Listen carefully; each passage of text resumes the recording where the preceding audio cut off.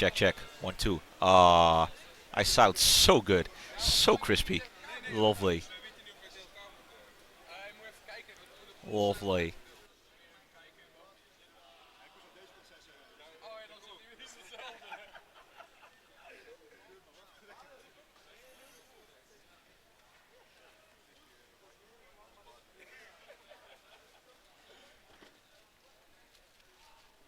Gotta love the low light situations. But that's alright. We are at the party, and there's a party going on.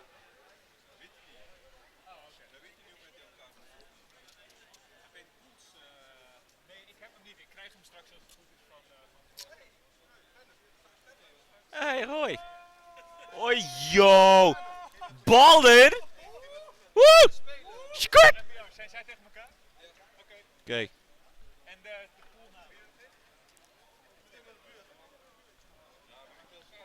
Thank you. Roy, heb jij een pool? Geef hier. Thank you. Ik commentate en ik run tegelijk. Oh. Oh, je zet jezelf op stream. Homo.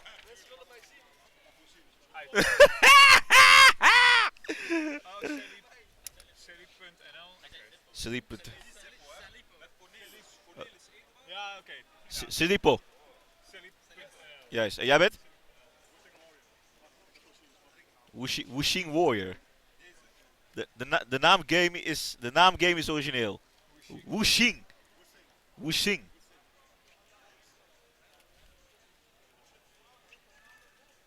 De Wuxing Warrior.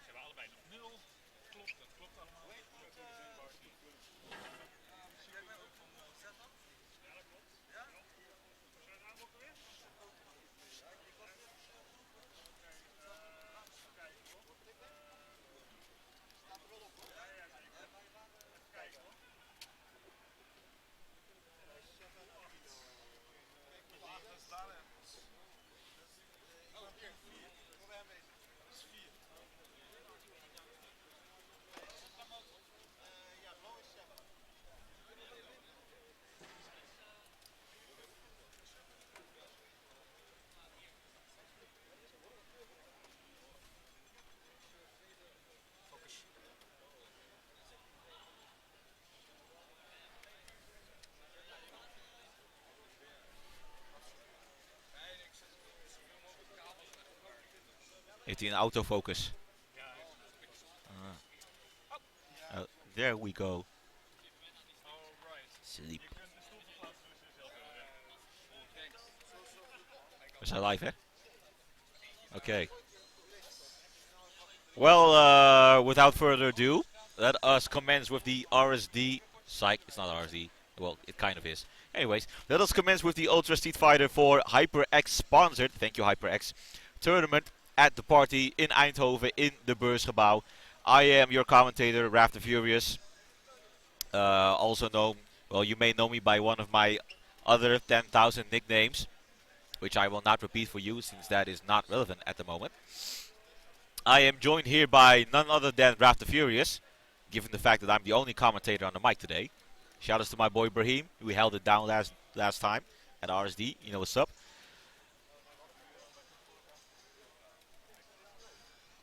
So yeah, we've got players from actually different countries. Actually, we were supposed to have the Belgian players over, but unfortunately they were not able to make it. They did not have a card to travel with. So that means that we will be joined by Alex and Eugen, known to you as Eugenius and Sheva. Ultra Street Fighter 4! And they are respectively, I think, the first place finisher and the runner-up from last year. So it's always interesting to see which one of those people will try to take them out, or at least give them a hard time on their way to number 8. Kan je game volume wat zachter zetten? Ultra Street Fighter 4! Ietsje zachter. Yes, veel beter. So we will be actually streaming. We will try our best to stream as much pool matches as possible. I know that some people have people they are rooting for, or just players they would love to see here at this tournament. So we will be streaming matches from Pool 5. And Pool 5 consists of none other than Lowland Alliance's RSD MBR, also known as MBR, Boy Boy Roy. We have Takari. Takari, who you might know as a Marvel player, but he does play a mean Street Fighter 4 games, so that won't be an issue. And we have two lesser known players, Sleepo and Wuxing Warrior. I think these are new players, so it's always interesting to see how newer players will fare off in this tournament. So it seems that they are already ready to get back into the match. I don't think they will be performing any button checks. And we have a Guile versus an Evil Ryu matchup, a matchup that doesn't differ that much from your regular Guile versus Ryu matchup.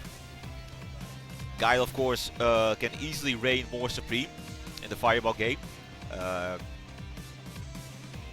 then again, Evil Ryu has a lot of burst damage, so all it will take for him was a perfectly placed low forward into a Fireball into a shit ton of damage.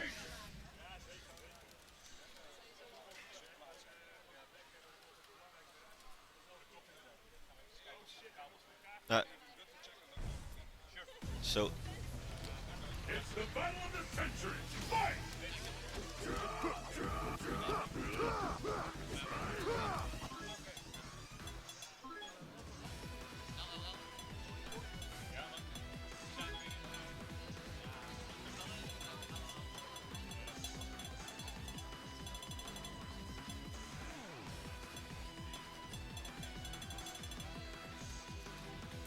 now, if I were to give a little bit of insights on the match, of course, fireballs are going to be a very integral part of this match. A lot of the neutral game, a lot of the domination, a lot of the advantage is going to be established through the fireball game. You'll see them chucking a lot of plasma, preferably at ranges where they won't have to be scared of jump-ins. And gradually they'll start moving towards each other. Evil Ryu will of course be fishing for that low forward into the FADC Fireball, which he can use to do a shit ton of damage. A guy on the other hand is going to rely on carefully weaved normal strings, like the jab, the far standing fierce of course, the upside down kick, which will allow him to combo into a low strong, I think, on counter hit, or not on counter hit, I'm not sure, please correct me on that one if possible. So it's going to be a nice Street Fighter match up until the moment that Evil Ryu has 3 meters and gets up close.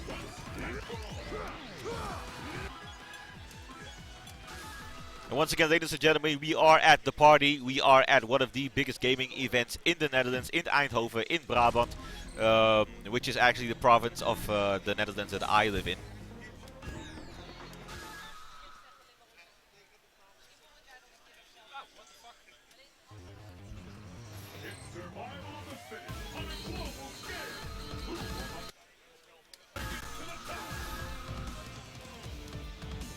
So we've got Sleep on the left and Wuxing Warrior on the right.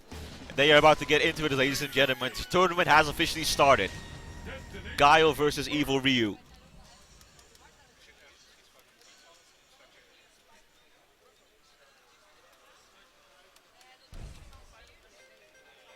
The training stage, of course. Throws out a fireball, attacks him with the low forward, walking forward. Nice focus on backdash on the fireball. Jumps in. Oh, improper punish, but he doesn't. A lot of sloppiness, but I guess they just have to get up over the nerves.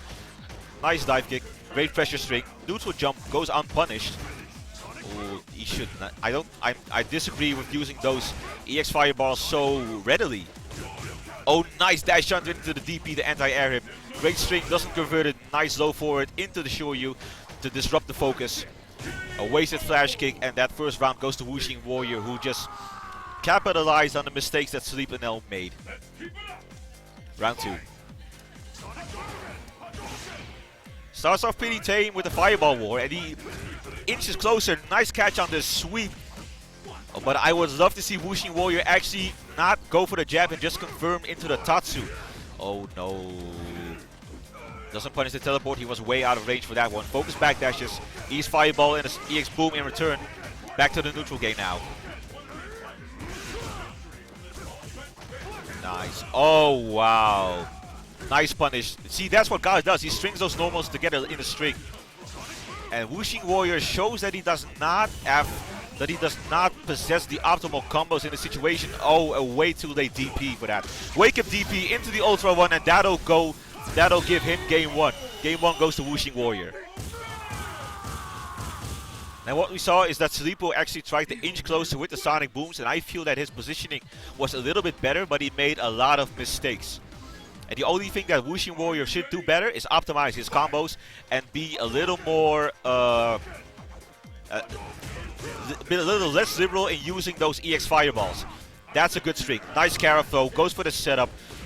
He whiffs the standing forward. That's actually the indication of a safe jump, but he didn't follow up on it. Low forward into EX Boom. Now he has him in the corner. He risks the focus, but now he jumps in the corner himself. Nice jump in. Doesn't confirm on that one. He dashes up and gets a DP to the face. That was pretty cheeky. He hoped that Sleepinel was teching. Back throws him into the corner, and round one goes to Sleep. Let's keep it up. Fight. EX Fireballs. Oh, the duffs. I love those. Jump in, jump in. So you can see that they're actually not playing the matchup. You can see that they're mostly reacting to each other. Walk forward, wake up jab. Oh, nice jump in. I would love to see Wuxing Warrior use his anti-airs a lot more. He has attempted the anti-air, but none of them has been successful. Oh, he whiffed it.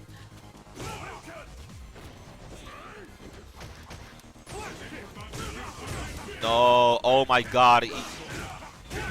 Wow, that was pretty sloppy. That was pretty sloppy. We saw a missed combo, a missed, what was it, backstanding heavy kick into the flash kick. He missed that. And Wuxing Warrior missed his FADC combo, which is pretty tricky to do actually, but I think he used medium kick, ass kick. Nice safe jump, low forward into the Shuryu. I mean, if it works, then go with it.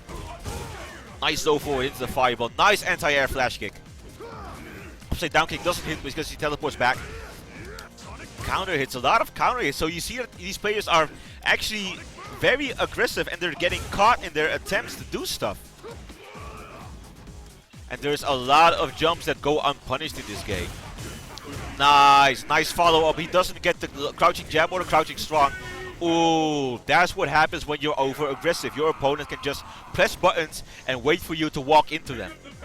So this is match points for Salipo.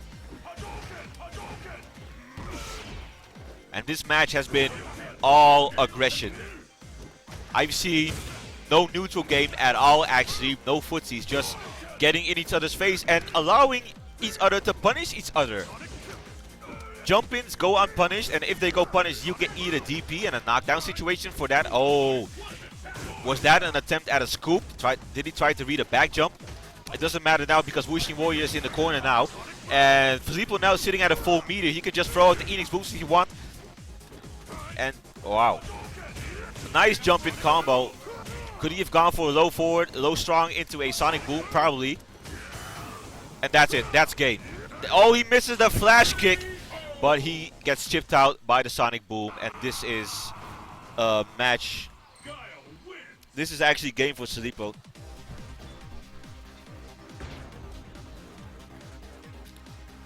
So that was a 2-1 for Salipo.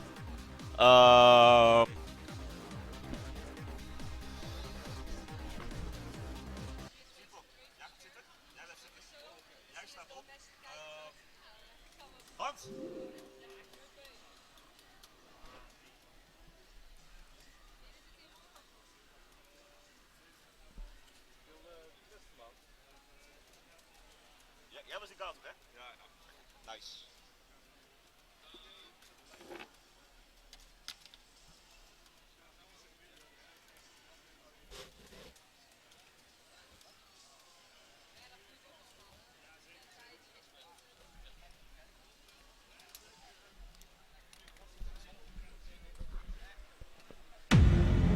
Okay, just for your information, viewers, Ultra I am actually Street Fighter 4! commentating and running the pool at the same time. So when I phase out or when I peace out, it's because I have to direct people to their seats and hopefully not call them.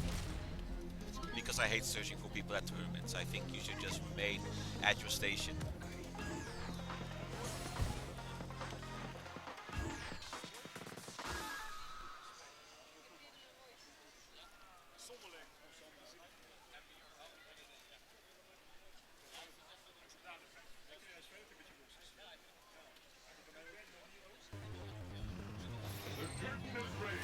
once again, ladies and gentlemen, I would like to give a shout out to HyperX, which is sponsoring both the tournament and the prize pool. We have a couple of amazing HyperX headsets for the winners, for the top three. Of course, the events for allowing us to get a place here at the party. I mean, I've never... Okay, this is actually my second time being here. But I haven't been to much gaming events, conventions, competitions. Well, except for fighting game competitions, of course. So it's pretty refreshing to see people here. So I think this is a button check. But then again, I'm not sure. Because I have no idea of what Takari is playing nowadays. I see Sleeper on his phone, so this is arguably a button check. And we've got people congregating here around the station.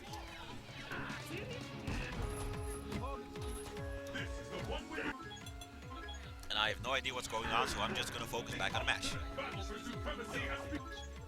And I am going to take my hat off. Oh, I read it. Where'd it go? Oh. There it go. Now my hat's somewhere over there. Whatever. Life. The world's fiercest fighter warrior. Will you be the last warrior standing?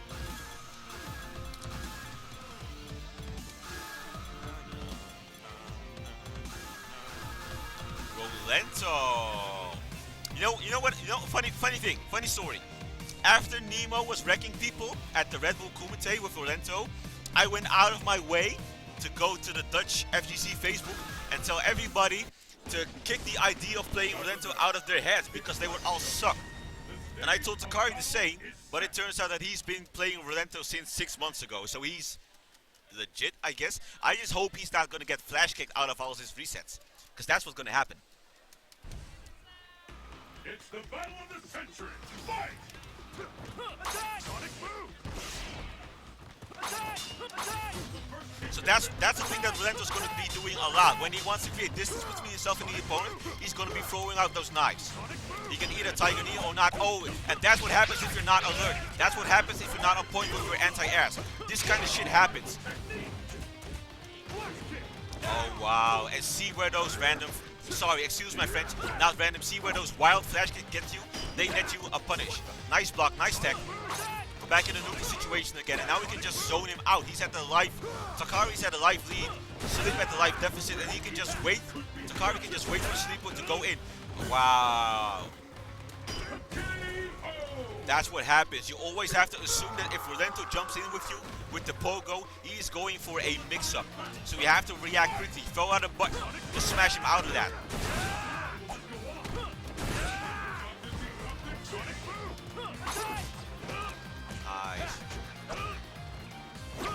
So in this match, usually in the beginning of this match, you see Takari using little aggression actually. Nice sonic booms. And I want Sleeper to sit on that meter just a bit more. Throw out those booms just a bit more, out of Rolento's attack range. Nice air to air. Good stuff. Didn't go for a cross-up and he gets thrown. It seemed that Takari wanted to go for a cross-up, but he didn't have it completely. Wall dive, nice level 2 focus punish, great. But did he want to go for the flash explosion for the Sonic Hurricane? I don't think so. Nice, nice interruption with the flash kick. Tried to dash in, but he got shorted out of it. Now we're just gonna get Protex. That's okay, that's okay. And he has Ultra Combo double, so Takari is able to react to any fireball that Sleeper will throw out. Oh no, and he's gonna get chipped. Is he gonna get chipped? Cross up, cross up, cross up. Oh wow! A flash kick to interrupt the knife attack. By the skin of his teeth, he managed to survive in that second round. Great stuff, great stuff. Upside down kick misses because Rolento is crouching. Nice standing fierce to get him out. And I actually think that aggression from Takari at this point in the match would actually be a lot more rewarding. FAD sees it to get Sleeper into the corner. Oh, but he's not going to fall for that again. I would have loved to see a crouching fierce from Sleeper just to anti-air him. That's what happens when a player establishes offensive momentum. You just keep guessing and keep making mistakes, keep being forced to make mistakes, and a good player will capitalize. So that's game one for Takari already. The battle has begun. Fight! Sonic. And with that, the Black Sonic boom. Sit under the jump in to catch him with the throw. Level 2 focus. Well, he's been getting a lot of merit out of those level 2 focus. Sleepo, I mean. Nice block on a cross up. I remember in Cross Tekken when those jabs were so OP, you could just do them endlessly. Luckily, they made sure not to have the same thing happen in SF4. And that's what I like. I see them playing a lot less aggressive. Sleepo perhaps having established some form of awareness. Nice jump. He tried to do his Nemo shit, and this time it worked, unfortunately. So you always have to be alert when he catches you to not flinch and react properly to the anti-air.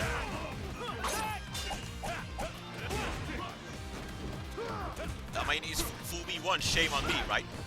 Fool me twice, I'm a fucking idiot. That's the way it works in SF4. He could have had that rep. Nice scoop, backbreaker, Bakubika.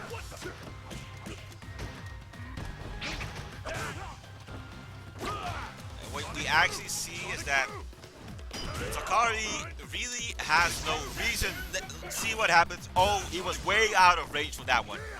Nice scoop. Forward throw into the corner. Upside down kick. Does not convert because it was not a counter hit. Tried to scoop him again, I think. And now he has to make sure he's not going to let go of that life lead. Oh, and the reset and the crouching freeze. Wow. And Takari takes game 2 very convincingly over Sleepo in a 2-0. Memento wins.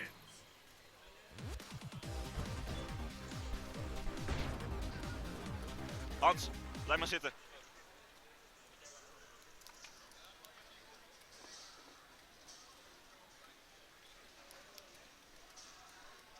So please, ladies and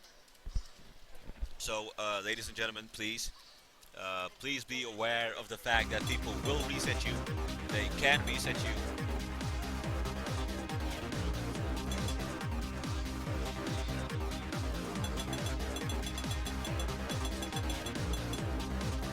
So as I was saying, the thing with Rolento is that if you're unaware, if you're not paying attention and he catches you with a low forward, there's a very big chance. There's a very big chance that he'll go for that reset. So that means that if he catches you with a low forward, there's bound to be an overhead that follows up. That does, as you've seen just now, a shit ton of damage. So that's not something you want to happen. I understand that when you think you've been hit, you immediately just drop your guard and you're like, okay, I'm going to have to sit this cutscene out until I get to play again. That's not the thing with Rolento. It is perfectly possible for him to just reset you in the beginning of the combo, in the middle of the combo, just to reset the damage scaling, make sure he gets to tack on that extra stun.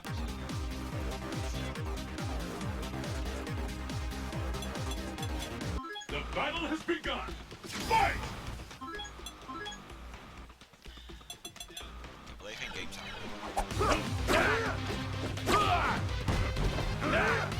The fight has finally begun. Which one of these two will emerge? These fighters are really evenly matched.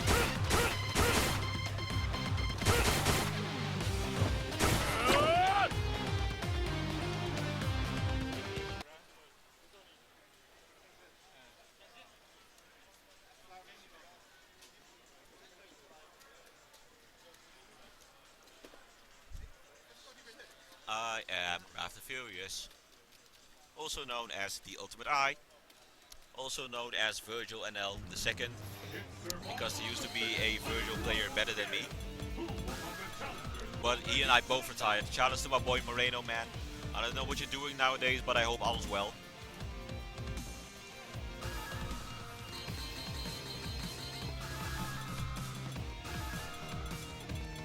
HyperX Super Street Ultra Street Fighter 4 tournament. I'm sorry, I still have Super Street Fighter 4 in my heart because I think that was the better iteration of the game, but nonetheless. Ultra Street Fighter 4 HyperX tournament. And we've got Lowland Lions is MBR playing his patented Akuma versus Takari playing his Rolento and again rolling with the pun intended, I'm so fucking funny. Ultra combo double. I don't think I'm funny at all, actually. No button checks, we're gonna do it raw. Rugged and raw, we're gonna get into this. So that's what happens when you try to jump out of that. Akuma has a assortment with DP, proper punish, standing heavy kick. Did not finish the records to go with the throw, and I feel like Takari's actually stepping it up a notch because he knows he's playing against MBR. Finishes the Rekka, and the Rekka pushes him back to push him further into the corner. MBR jumps out of the corner, jumps in again. Takari does not anti-air with the standing jab, I think. He Hadokens, and he's waiting. That's what happens. You have to be careful of that because if he jumps from that distance, it is not a cross-up. Wall dive to get out of there, and Takari still had a life lead. MBR had a life deficit, tried to demon flip in, got air-to-air. And what we see MBR doing is actually punishing Rolento. Oh no, option select sweep.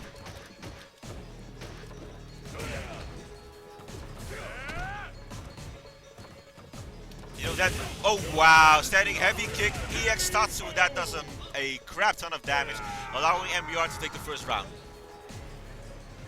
Nice comeback by MBR.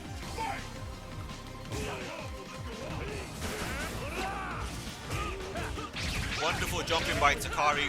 Catches MBR throwing the fireball. Oh, stuffs him right out of that EX fireball. And that jumping could have been dangerous. Great by MBR. Knew he was way too far. Does not go for the crouching medium frame trap after the standing light. Wake up Demon because he anticipated something akin to a throw, which did happen. Takari did attempt to throw. Now Takari sitting on a full meter. The unblockable does not work because Takari, I think he did a delayed wake up, and he caught MBR with the low forward into the overhead.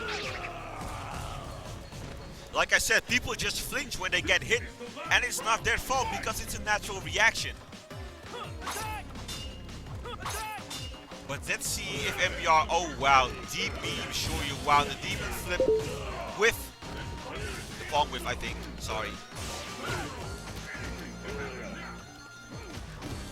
And Takari is just cornered right now, but he has plenty of meter to do a wall dive to get out of that corner.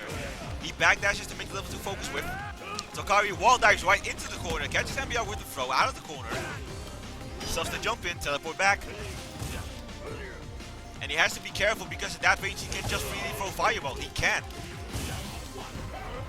With no meter to work with, he can FADC and Takari had the focus rip, but the standing heavy kick is a 2-hit move. No utopia for you today, my friend. I'm sorry. Welcome to the real world, jackass. Who will emerge a champion? Fight! Alright.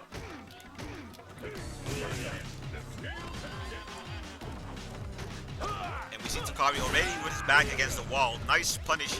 At that range is not safe. And that, see how that late fireball worked out for MBR?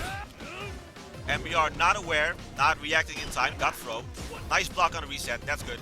Sorry, the pogo I mean. Mix up. I get my stuff mixed up. Another mix up, he wall dives out of it, air to air with the standing, with the jumping heavy kick. I think he tried to go for a standing medium, crouching medium, something like that. Nice FADC combo. That was good. MBR was not sure if he would hit him at that range.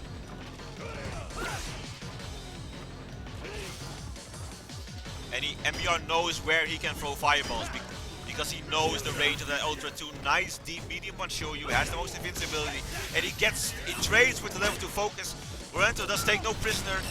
Akuma is officially the hanged man, but given the fact that it is Ultra Combo double, it doesn't do that much damage. Nice low profile, hits him with his throw. Teleports back.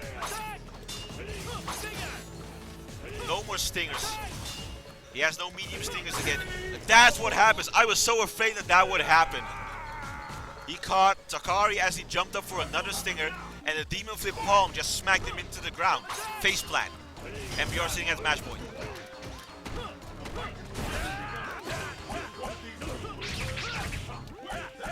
Nice. That's good. Now that's the charm of not finishing those Rekka combos. You can actually catch your opponent, pressing buttons, go for a follow-up. Nice punish on the slide. Goes into the light Shoyu to get another knockdown opportunity. And now he's just going to harass him with the crouching medium punch. until Takari presses the button and sweeps. Nice trade with the level 1 focus, not a trade. Actually, he just hit.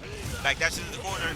He tried to catch MBR as he landed, but the fireball was in time. Stuffs him out of something. Jab, jab, jab. EX Rekka out of nowhere. And MBR takes this in a convincing 2-0. And I would like MBR to...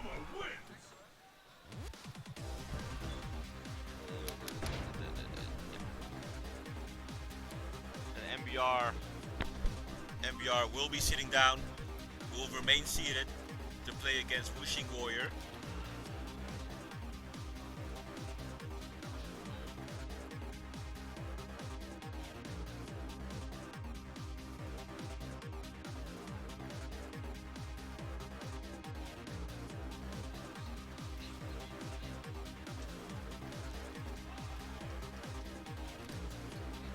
So yeah, man.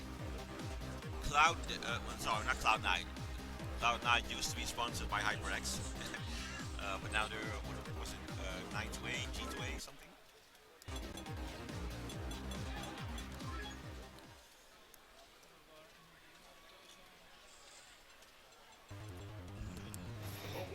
God, I am such a god at multitasking. No, I'm not.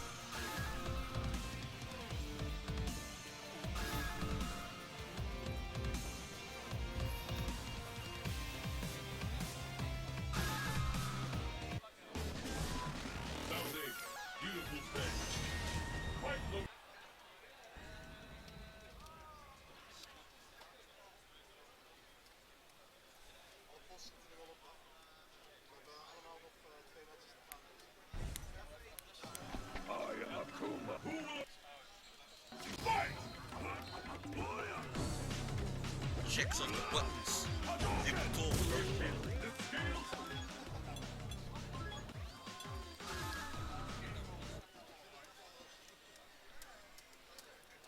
I like Street Fighter, but my stick is fucked.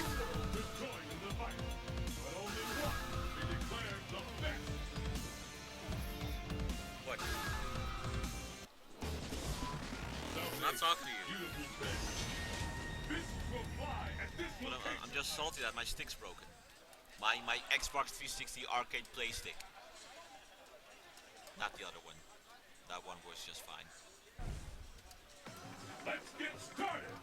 Fight! Well, the announcer beat me to it, so let's get started. Evil Ryu versus Akuma. MBR has the choice of deciding this game in the fireball game, but I think he actually prefers aggression. Wuxing Warrior pretty cheeky with the forward jump into the low forward.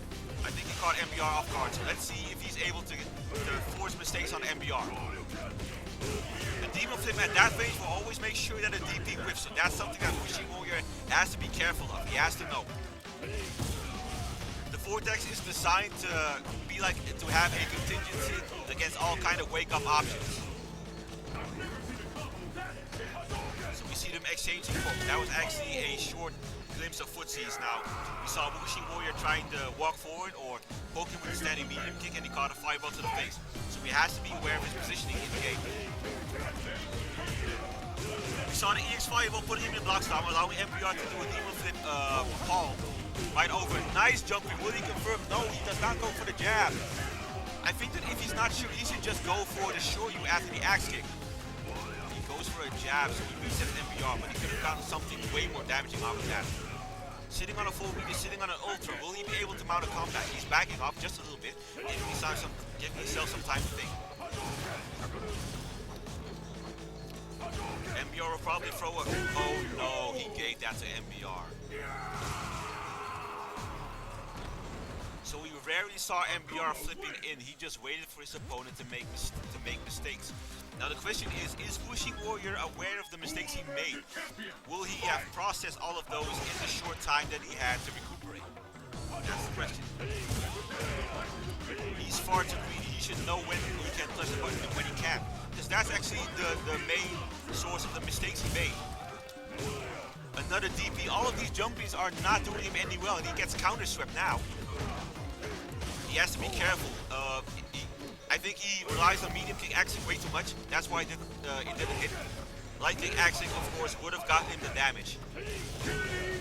I almost thought that he was right on time, but unfortunately MBR recovered just in time to hit him with a deep medium punch Shoryu. Match point MBR. Level 2 focus to catch the low forward. And those are the buffs. Well, that's actually something you could do in lesser versions, but now the standing medium kick actually forces a stand. Now he's harassing with the star standing heavy punch, and that's a stun, and he's going to be looking for that perfect. That is a perfect. MBR takes it in a very conversing 2-0 against Wuxing Warrior, unfortunately. That's demoralizing.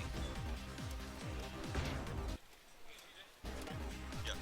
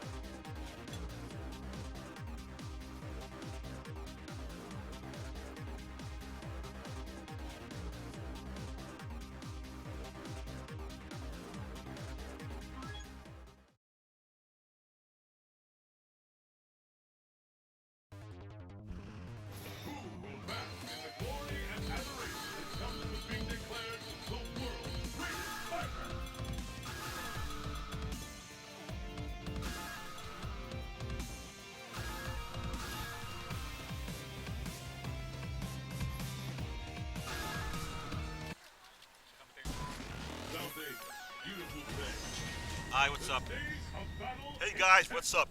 This is John, and unfortunately Eric is not here to commentate with me, but that's okay, because we will be making it a live event for you two people. Now we have Evil Ryu facing off against the American hero Guile, who is clad in his military uniform. Now let's see how the Japanese demon fares against the American hero. So he's throwing fireballs, which is of course cheap because that's spamming. I'm just kidding. So we see Guile dashing in through the level 2 focus actually. Does not give a damn, or so we see. I can't get this. He was not susceptible for that with palm, so he just doesn't give a fuck or he's aware. That's good. You gotta make sure that a player like MBR knows that you have counters to his stuff. But that sweep out of that range was dangerous. Sleepo knows what he's doing. He knows what he's doing, but he has to make sure that everything... Nice dash through the fireball. Level 2 focus. Unfortunately, he dashes back. He could have at least gotten the sweep out of that. Wow. Sweep into the Tatsu, and Guile is... Guile, a character with a 4-frame reversal that easily whiffs, is so susceptible to the vortex. It's like the game is almost over when he gets knocked down, and that's something you do not want to have happen. MBR misses the sweep. Level 2 focus, he grabs it, rip, nice punish, low strong, into the EX flash kick. Nice jumping. Oh, if he could have swept or anything, that would have been it. That would have been good. He low profiles it, that's what happens. If he anticipates the jump in, he whips a crouching medium kick, buffers the demon, and it comes out, and that's what you get.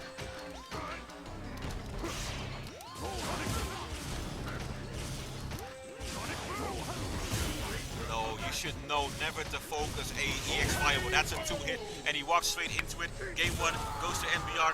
Shoutouts to my boy Prey, who delivered me, who saved me with some agua. Let's get started. Oh my god, water. So good. Oh, let's get back here. No, hold up. Need some water. Right. So, now getting smacked. Getting smacked around. Tatsu sweep. This is wrong again. Because that's a setup that actually stuffs full frame reversals. Yeah, it either stuffs or it makes them safe.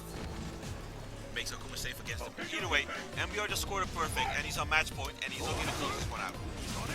I'm gonna have to be honest with you. I do not see Sleepo coming back from this loss. Oh, nice block on Demons and dive kick. But the Vortex, if you're not as skilled, it is so overwhelming, so disheartening, so punish it. No, great EX flash kick. At least go out fighting. Nice spinning back fist. Oh great, that's great, that's great. He might actually be able to do this. No, he counter sweeps him because the last hit of the sweep whiffed, and MBR wins all of his pool matches.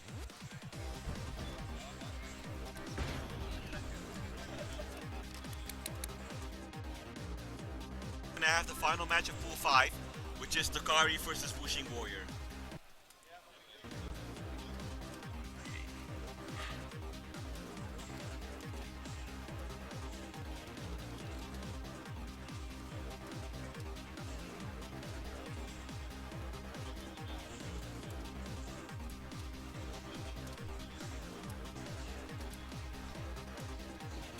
So now we just need to psych. We already found him.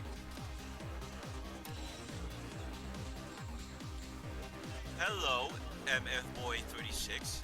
How you doing? What's cracking, cuz?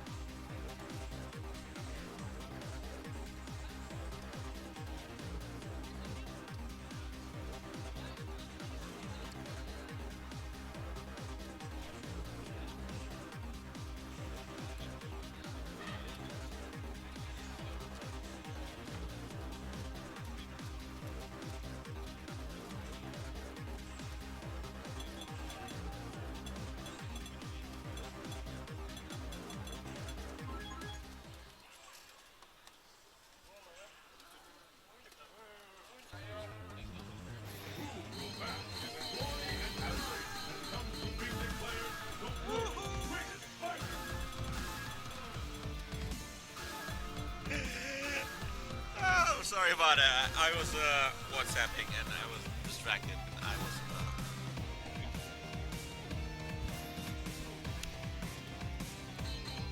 You're a turkey? I'm Turkey. Are you from Turkey or are you a turkey? I'm guessing the former, but you know, in this day and age, anybody can be whatever they want. So you can be a turkey, I guess. Alright. Yep. Takari versus Wuxing Warrior. Psych! Not yet.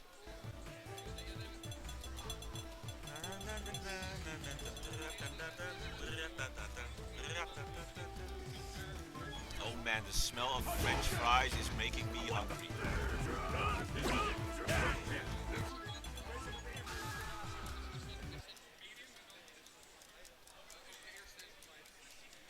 I mean, being here is actually rekindling my spirit to play SF, and I would have loved to play SF, but my stick is broke. So I'm gonna do what every pro player does in America, and that's beg. So, you know, I'm gonna open an account, and you can all donate to give me a free stick. How's that sound? What did I beg for, though? Let's get started. Fight! Back into that ass, back into the match. Chucking the plasma. The one we've been waiting for. And even though it's just a little bit, all those fireballs that Takari can focus just freely are free meter. But that's what happens if you're not careful. He backed himself into the corner and he ate a poke, and that means that all the life he lost would have in theory lost with the focus is gone now. Nice jumping combos, but still Wuxing Warrior suffers from the fact that he does not optimize his combos or finish his play. So they're almost even on life now. Takari is now out of his corner, and the corner was a great position for Wuxing Warrior to have Takari in. Rolento takes no prisoner, easily reacts to the fireball. It does actually do a significant amount of damage now because Takari has gone with the full Ultra 2, and Wuxing Warrior was not in time to react to that jump in, which he could have easily anti-aired with a Shoryu or a crouching heavy punch. Round 1, Takari.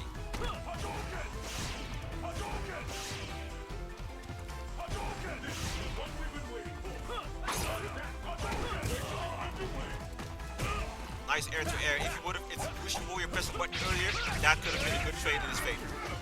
That's okay. Takari now modding in offensive. Frame trapping and red focuses with the stun. great dashes to work him towards the corner, and now he can reset him if he really wants to. That's what happens. He hits him with the stinger and he didn't block in time.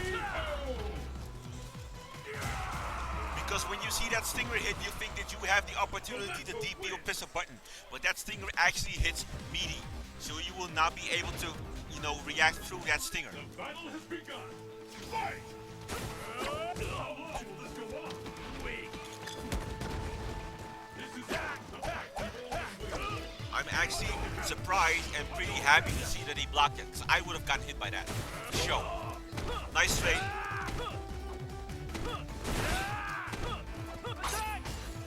He has to be aware of which ones are safe, because Takari, if he knows that Wishing Warrior is going to try to punish, can just throw out something of his own to punish him for that whip throw. Nice air to air. Takari does not seem very fixated on his opponent and his opponent's habits. So Wishing Warrior gets away with a lot of stuff still. And he can't hit him from that range. Takari should have known. That's a missed ultra. I'm not sure what that was, but it's unfortunate that it didn't work out.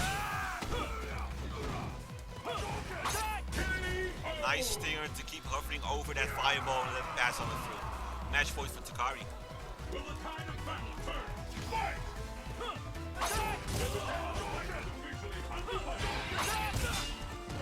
Takari should actually time those stinger better or jump a little bit more late. He tried to go for his feet and oh wow! The lower part of that hitbox actually stuffed Evilly out of the air and got him some kind of funky reset. So what we see now is Wishing Warrior edging closer.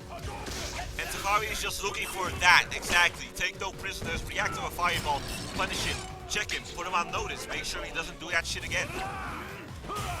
And that's an easy punish for Takari. He dashes under the pogo stick, but he gets jabbed nonetheless. And Takari wins this match, which means that he'll be finishing second in his pool, having lost to only MBR.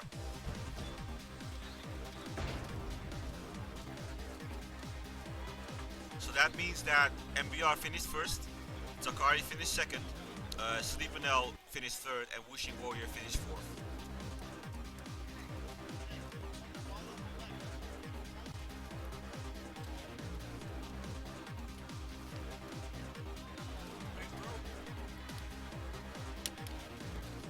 And I'm gonna help myself with some agua.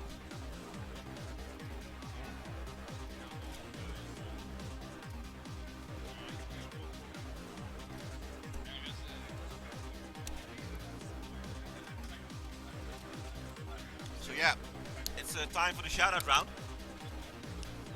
First of all, I want to give a shout-out to my stream team, making this possible, giving me some good quality, making sure that my deep radio voice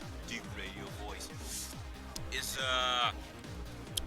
hearable. Is that a word? I hope so. For all you people at home. Want to give a shout-out to the boy MBR and the RZ organization. Want to give a shout out to The Events for allowing us to have a place here. Want to give a shout out to ASO for providing us with these crisp, clean, beautiful monitors, which have no speakers. I want to thank HyperX for sponsoring the tournament. The party, of course, and Yoon from the party, of course. Myself for having a deep radio voice, for sacrificing myself to do this without a co-commentator. Want to give a shout out to Prey for providing me with agua.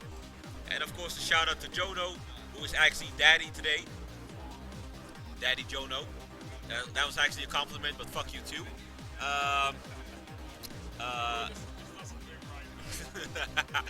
And a shout out to you, the players. Shout out to all of the players.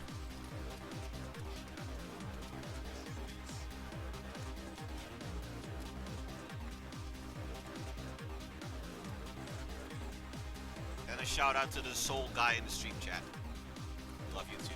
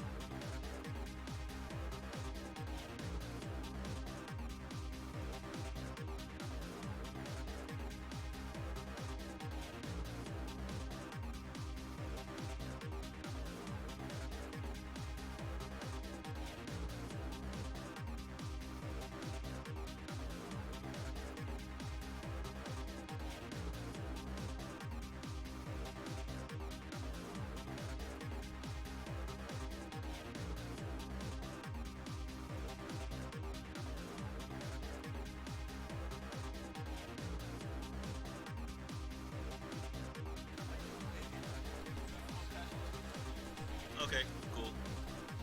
We're actually going to be streaming a little bit of free play. Given the fact that most of the pools are actually running, so we might just try and see if there are a couple of matches worth playing on stream. I mean, we do have the twins from Belgium, Eugenius and Sheva. We have TR Mac, we have MBR. Player unfortunately does not participate today. We have Charming Rogue and a couple of other Dutch players you might want to see, and we have a Nubilation. So we have a couple of people from Team Visual as well. So that's always good. Great to see them coming out here. Shout out to Team Visual. Yeah.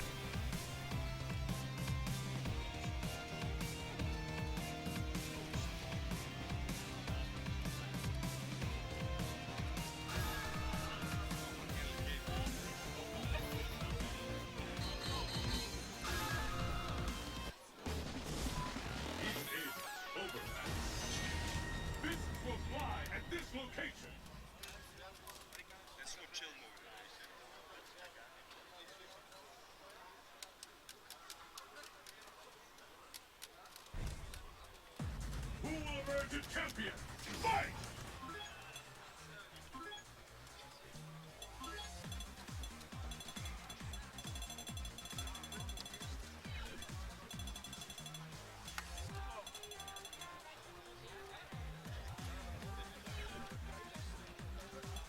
Sonic the fight is underway. We can Sonic Boom! We'll walk away. Sonic Boom!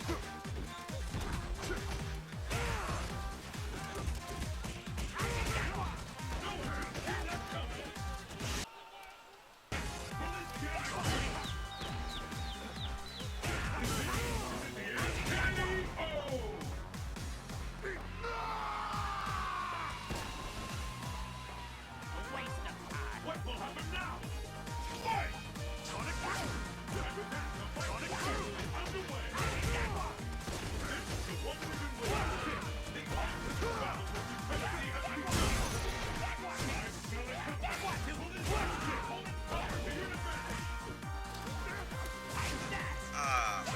Big Jaguar Stoof.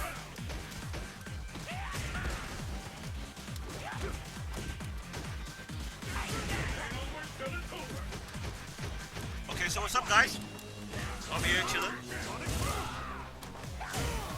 People at RSD, the party.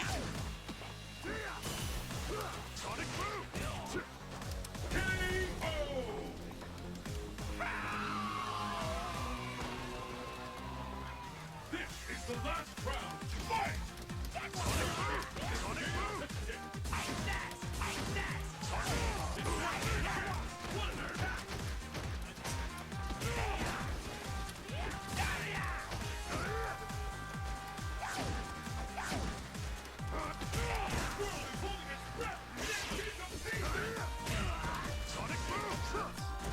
What's up?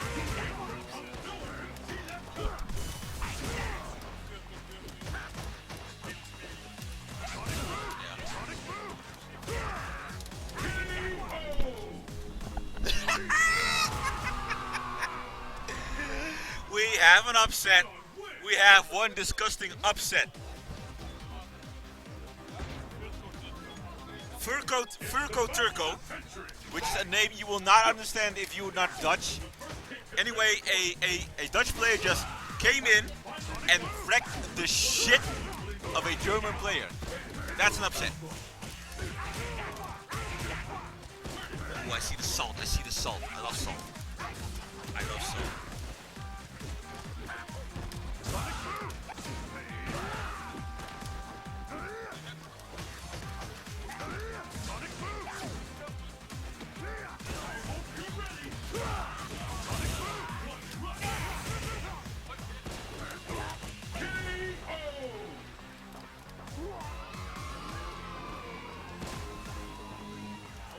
Let's keep it up!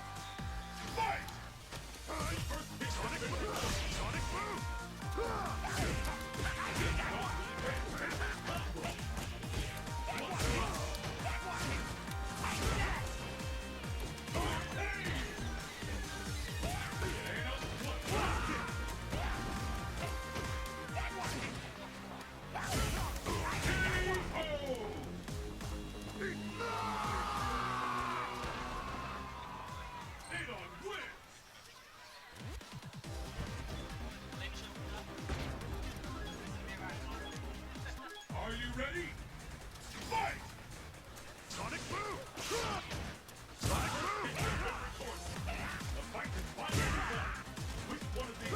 god, this upset though.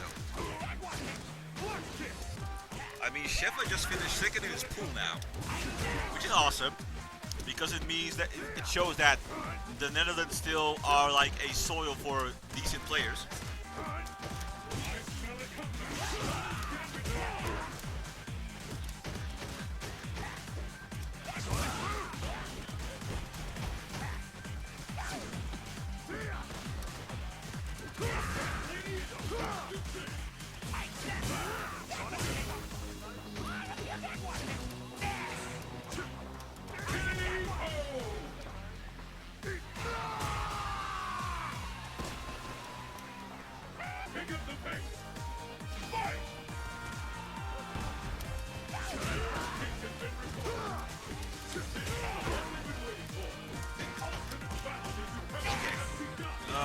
Wow. A lot of stuff going on, and I mean, that's actually one of the downsides of being a commentator. You're not in the middle of the action. I mean, I am watching somebody get his ass beat, but that's not half as entertaining as hearing about the upsets. This is straight bus ass, though. Oh, he just got up.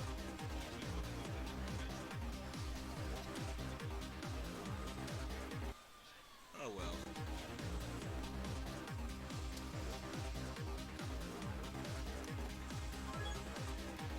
So yeah, I think that most of the pools are finished. So they're actually busy compiling the brackets.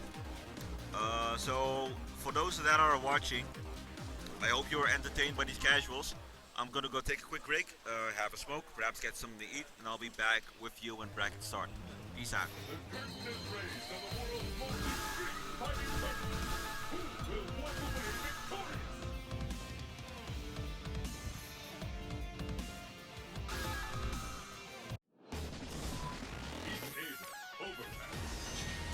Your destiny will be determined here.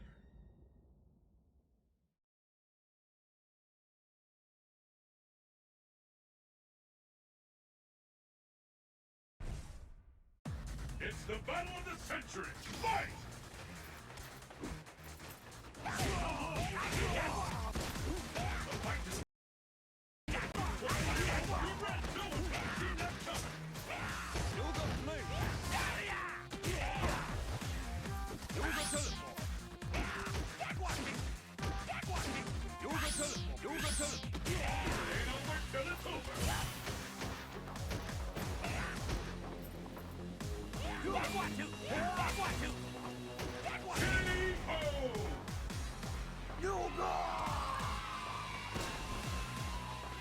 What will happen now?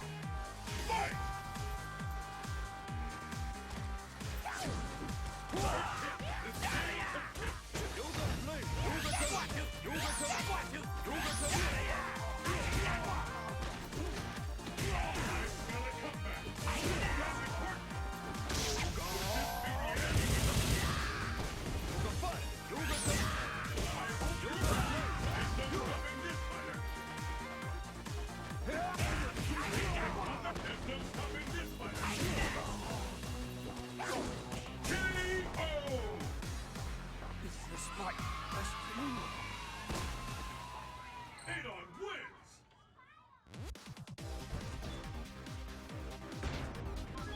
It's the battle of the century. Fight!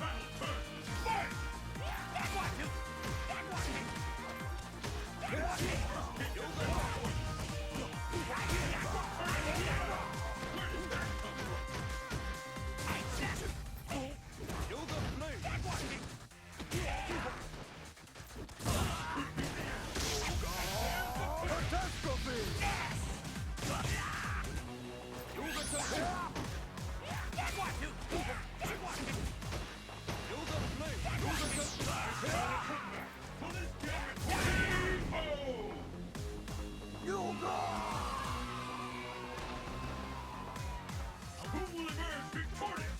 Fight!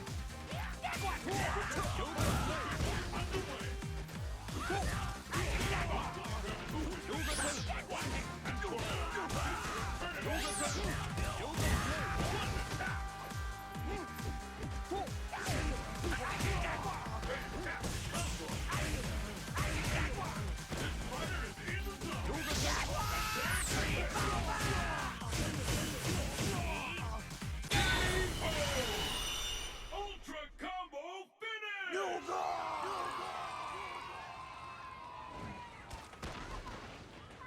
Aeon wins!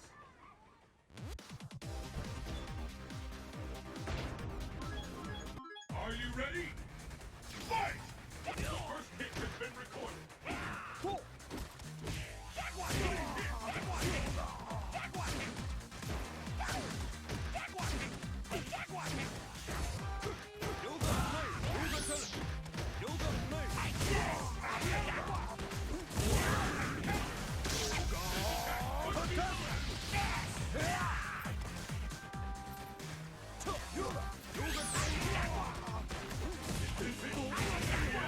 This fight is in the zone.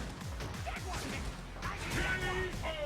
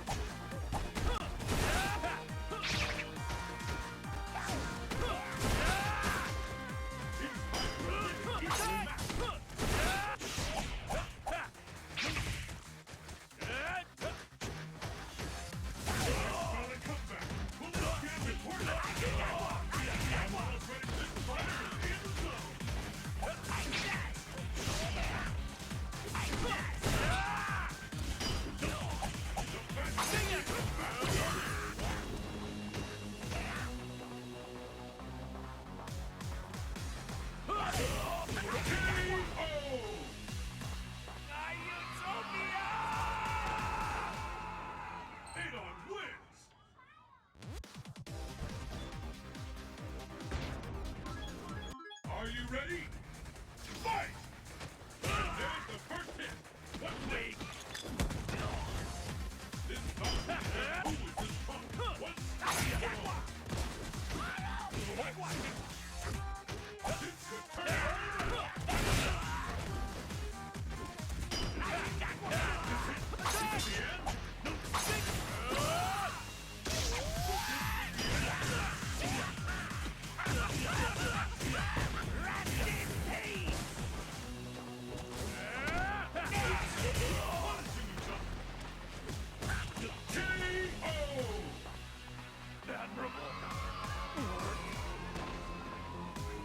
pick up the pace! Fight! The fight is underway.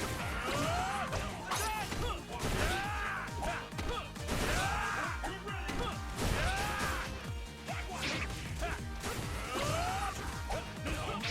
On your left! KO!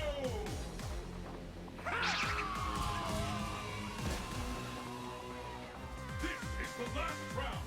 Fight! First hit. That's the one we've been waiting for.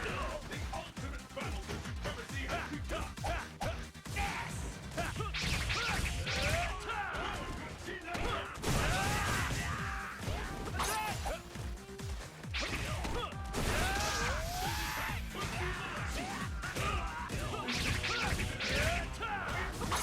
I can't believe it!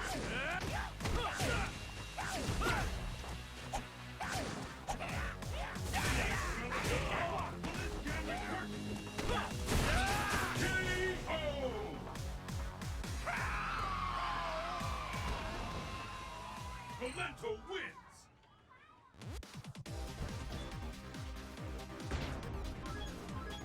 It's the battle of the century! Fight! The first kick has been recorded. Too smart for that!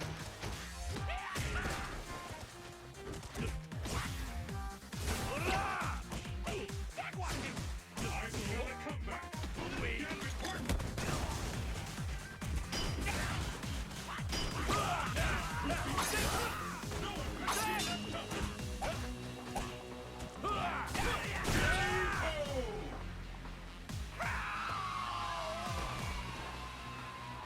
Will the tide of battle turn? Fight! How long will this go on?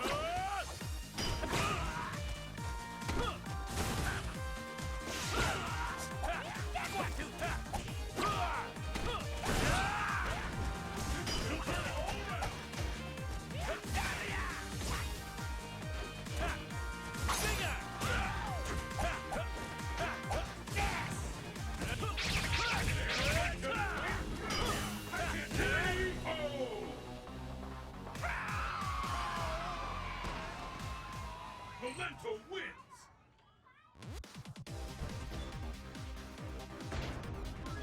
It's the battle of the century! Fight! How long will this go on? This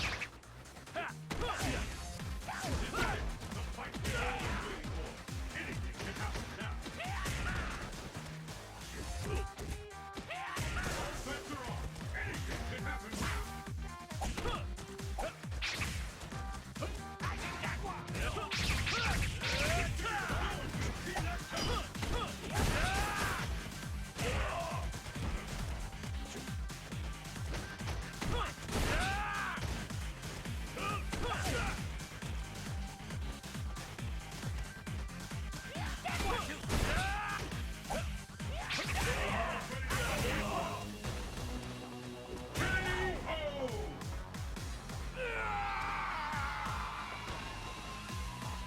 Will the tide of battle turn? Fight! First kick is the fight is on. We could be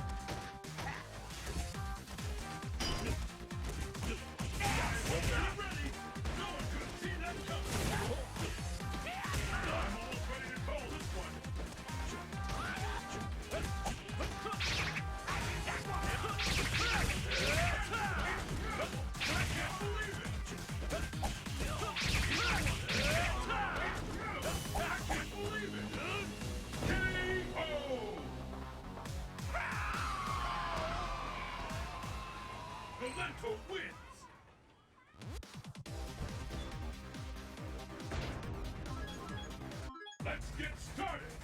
Fight! And with that, the fight is about to get underway! This is it! The fight incredible!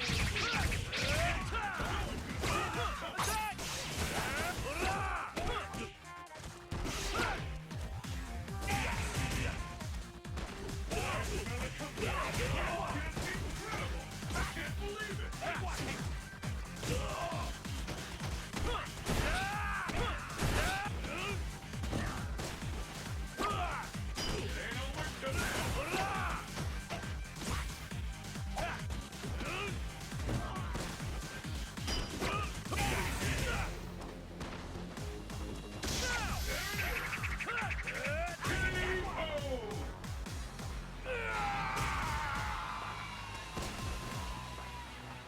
And the battle continues. Fight! The scales have tipped. Technique.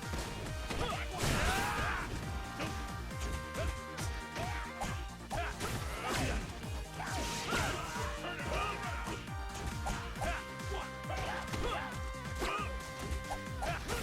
All bets are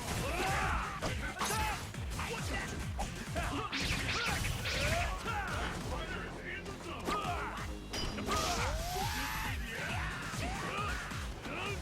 KO!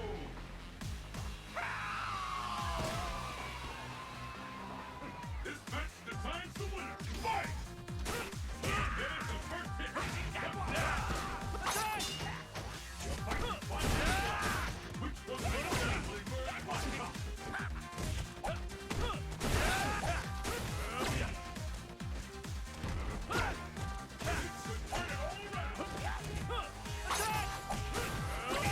Turn it all around.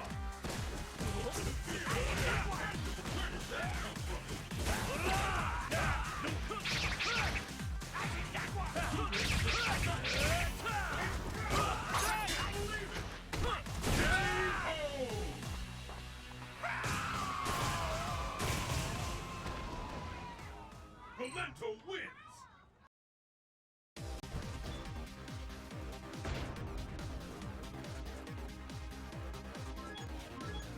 The battle has begun!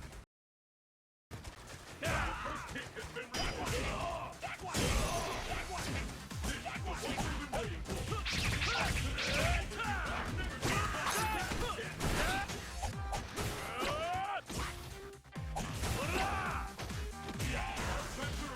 Anything can happen now!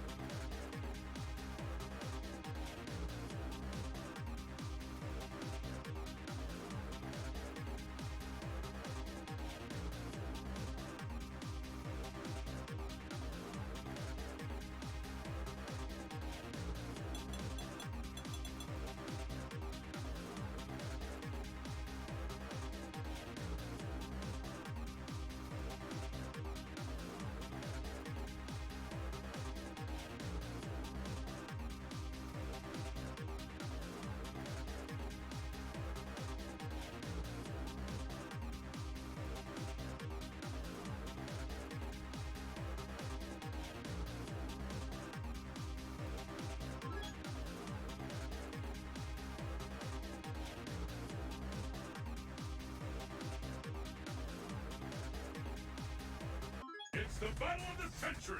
Fight!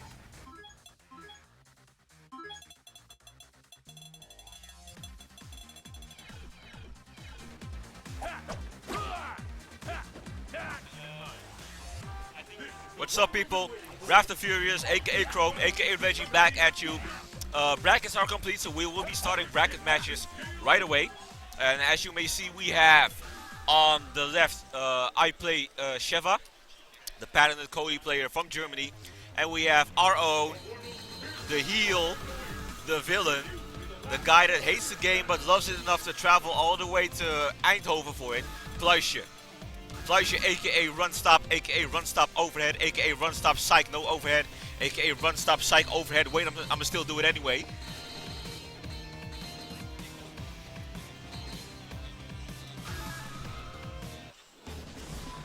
South America. Pitch black chosen. White locale. Chosen. And we are about to start. No button checks, just doing it raw. En Pluisje is van Nederland. The battle has begun. Ja, maar Pluisje is Nederlands. Fight! Yeah. And we've actually started already. So we see Pluisje walking back and forth, dancing out of the range where he can hit Sheva with the standing medium kick. And nice jab punish on the Zonk knuckle. Could not get a full Bushin combo off of that. Bashes right through the focus and he works Pluisje into the corner. Could have let the level 2 focus rip if he really wanted to. Pluisje walking forward, gets a throw off, dashes right after. Wakes up with an EX Criminal upper. Will not have anything of the sort, no ninja overheads. EX Bushin kick to get Sheva off of him. He set the neutral game, but he catches him out of the air with the Rufian kick. Pluisje is walking up, nice tag with the standing medium kick. Pluisje had a life deficit, Sheva can chip him out, and he probably assumed that Sheva would move forward.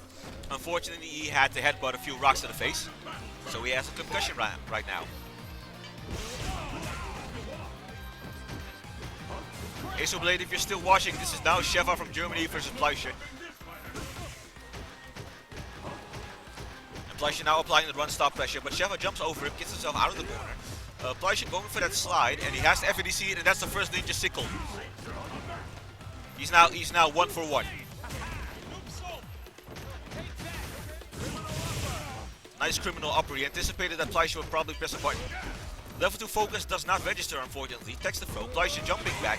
Level 3 focus, he lets it rip. He drops his combo, unfortunately, but he still gets a throw tag, and he's racking up the stun.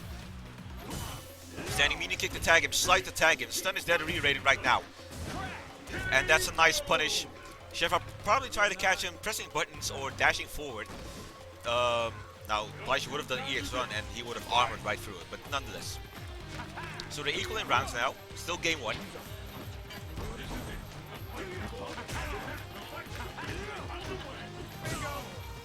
He just let that Zonk knuckle rip. This is where the frame trap pressure begins. Nice catch on the backdash with the forward heavy kick. Light criminal upper just to apply the pressure. It's a safe block string actually. Jump in, empty jump low. Could have confirmed that combo if he really wanted to. Pluisje at a significant life deficit right now. Oh, and this is big. Is he going to go for the ultra? No, he goes for the super. Questionable decision. I would have gone for the ultra just to have the meter for the run stop pressure and the ninja sickle and make my slide safe. But then again, I'm not the one sitting. Oh, nice catch by Pluisje. Ninja sickle right over there. Cross up does not hit. He's in the corner now. Oh, that could have been dangerous. Sheva could have easily Rufian kicked it. The rocks register, and he's going to be chipping out. He's going to walk forward and try to catch him with a standing. The overhead does miss. Oh, wow.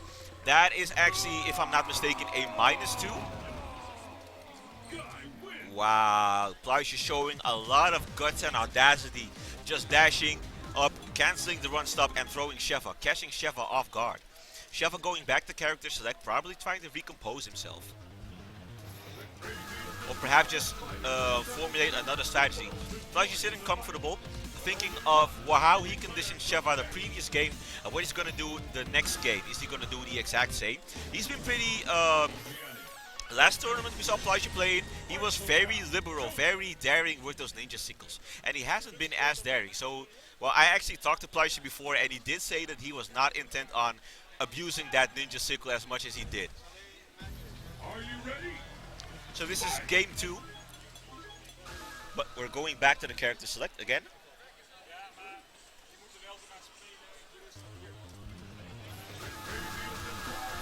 Eugenius standing behind Fleischer. Alex and Eugen, Eugenius and Sheva, they are brothers. And they are, like I said before, the runner-up and the first place finisher.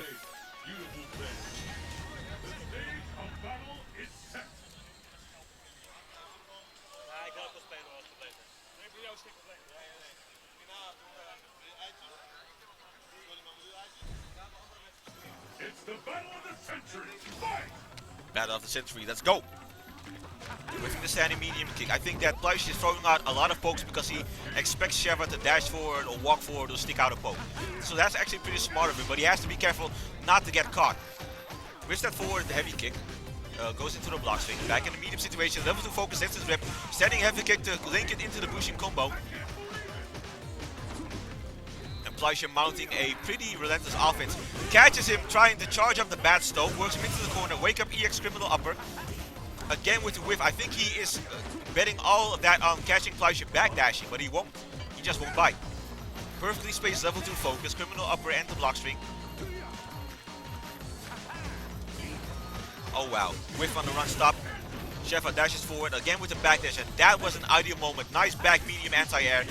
That's gonna go into a combo, knockdown situation, and he will jump out of that. I think he did anticipate, oh no. He has to be careful, Fleischer has to be careful. Oh wow, wow. And normally we see Fleischer mashing that EX Tatsu in those situations, but he was scared or he was second guessing himself, and Sheva easily took advantage of that. Standing heavy kick anti-air, resets the situation, back in the neutral game. Forward throw, and that does launch him forward quite a bit. Trades with the normal Tatsu, wall jump, does not anti-air with back medium, ninja sickle, that's 2 for 1 right now. Slides, has the FADC, so he backdashes again. Oh wow, nice. I think that was a Kara grab. I saw him moving forward just a little bit. EX criminal upper to beat out that elbow. Now he splashes back and dashes into the corner. He whiffs the Ruffian kick. Great decision by Fleischer to use that throw ender to work Sheva into the corner. Jab, jab. Nice punish on the criminal upper. Without a punish. Great jab out of that forward medium, forward heavy kick. EX Ozanto, and this is match point for Fleischer right now.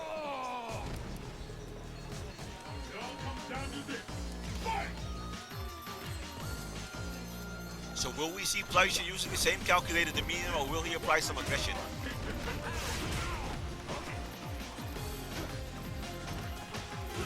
Oh, great frame trap by Sheva. That was beautiful. And that frame trap does a shit ton of damage, actually. Run stop. Try to catch him pressing the button. Caught him with the standing medium kick. Left to focus. Perfectly spaced. Catches the backdash with the forward heavy kick into the roofie kick. Excuse me. Had to clear my throat. Forward throw enter into the run stop reset. Makes the EX Zonk knock a whiff, but he's still back in the corner again. Oh wow, counter hit. Did not confirm it though. He did have a meter to go into the EX slide. And Fleischer perfectly teching all of those throws after the whiff forward kick. And you gotta love Fleischer spacing with the standing medium punch. That is great. Sheva now dashing forward. He knows that this is a match point, so he has to bet it on something great. Crouching light kick into the medium kick. EX up knuckle, EX criminal upward. That does not do the job. What will he do now? He makes Fleischer with the EX Tatsu. Beautiful patience by Sheva.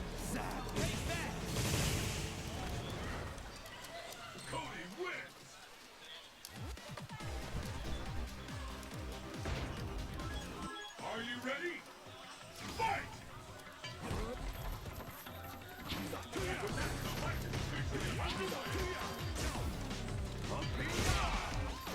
And that's 4 for 1 right now. I mean 4 out of 4. I'm sorry. I get my ratio screwed up. That's okay. Fleischer now already at a very significant life lead. Sheva now a little bit space to work with. Tries to level 2 focus, but he got caught by the Bushin powerbomb. And that's a stun, and Fleischer is again at match point.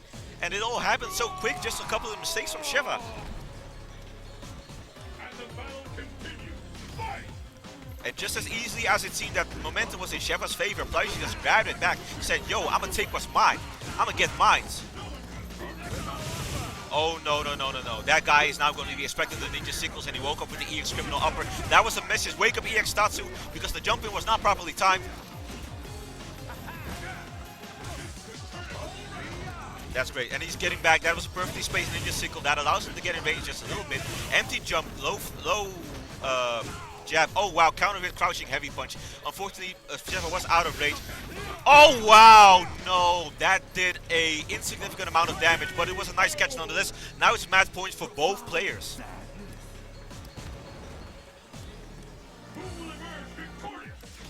Great read on the ultra. It was just very unfortunate that Sheva was not in range.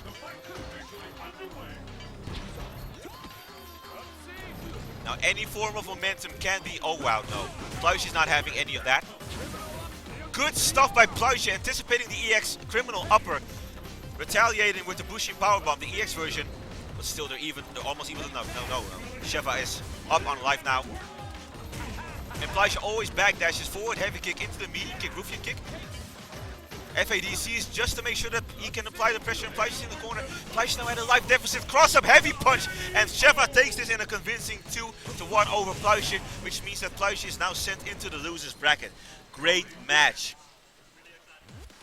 When it seemed that all momentum was just grasped in Plush's hands like he was not about to give it up, Sheva just took it back, twisted it around. Good stuff.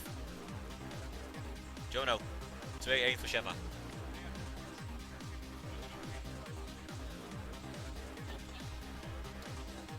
And the next contestants are already taking their seats. The next competitors are... Hey, yo, Brahim! Talk to me, boy! Talk to me, boy. Hey, yo, I want to give a shout out to my man, Brahim. What's up, homeboy? You can't be here with me, but you can be here with me in the stream chat. So what's up, homeboy? That's what's up.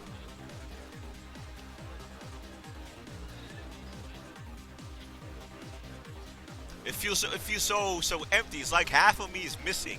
You know what I'm saying? No homo. You just woke up. Woke up this morning. You got yourself a gun.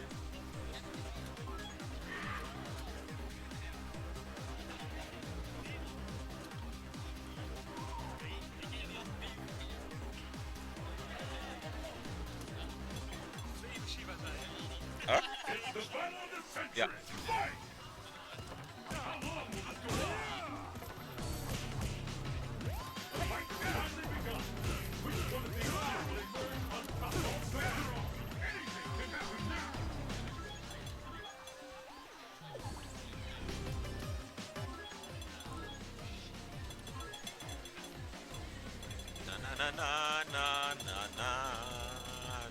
Bear in mind, ladies and gentlemen, brackets have only started just about a few minutes ago. So, yeah. You know, RSD Ultra Street Fighter 4 HyperX tournament. Thank you, HyperX. Thank you, Isio, for the monitors. Thank you, the party, for hosting us here. Thank you, Stream Team. Thank you, me. Thank you, TOs. Thank you, Daddy Jono. That's what's up.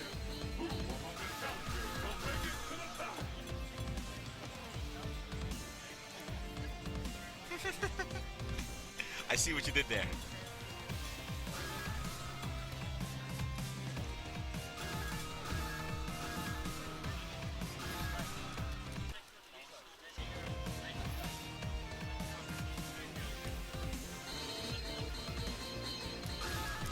I'ma hold it down. You know what's up, Brahim? I'ma hold it down for you. I got that shit on lock. You stay up, homie. Back to the match. You know that sneaky telephone at stream, but I really can't, but I really shouldn't. But I'm still gonna do it anyway. Tech, you know what's up, cuz. We got RSDB facing off against Takari. Takari not with a sponsor, but he has a very good Rolento. A Beef I've known as a very aggressive player, and that is actually, unfortunately, the most effective way to play ADOT. So we see that neutral jumps already get beaten by the Jaguar kick. And there's not much that Rolento can do about it. I don't think his normals are capable of trading with the Jaguar kick. EX Jaguar kick goes for the hard knockdown. Forward throw into the corner. Rolento's going to be trying and poking him out with the standing jabs. He wants Adon actually at a range where he can control Adon. That's what the match is going to be about, control. Who has the most relentless pressure? Now he tried to jump in, but he jumped up with a neutral jump heavy kick. No, he betted it all on that, and that's going to be an ultra punish for Beef, but he was not in time. Deceptive recovery on the ultra, you should buffer it on the first frame available. It is pretty deceptive, I know, but still. Let's keep it up. Fight.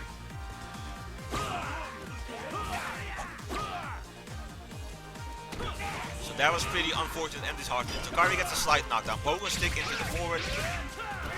Heavy. Tick throw into the corner. Safe jump, neutral jump. Try to catch him pressing buttons. Takari sitting at a full meter. His jumping gets snuffed. Now he's in the corner again. Not an advantageous position. Cross up. Jaguar 2. Wall dive. Great anti-air EX Jaguar. Rising Jaguar punish. Nice confirmed by Beef. That was good. So now Beef is sitting at a comfortable life lead. The level 1 focus. Relentless focus travels pretty slow. Nice sending a heavy kick. Beating the pogo stick. The Yoshimitsu. It all comes down to this. Fight.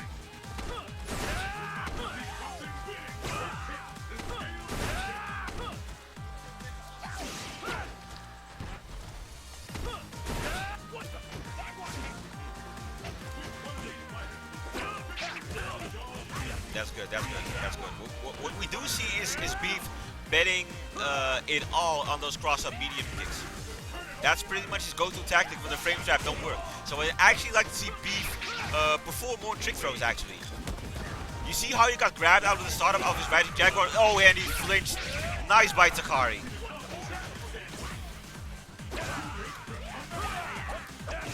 Ooh, wow! Unfortunately, no meter for the FADC.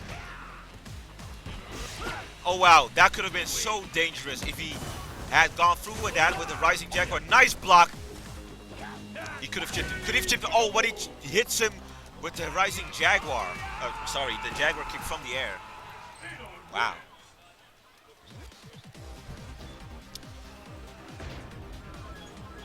So what we do see, and that is actually typical for Lento, is that he can't do much when Adon starts jumping around like a moron. All Takari can really do is anticipate and go for jump back air to airs.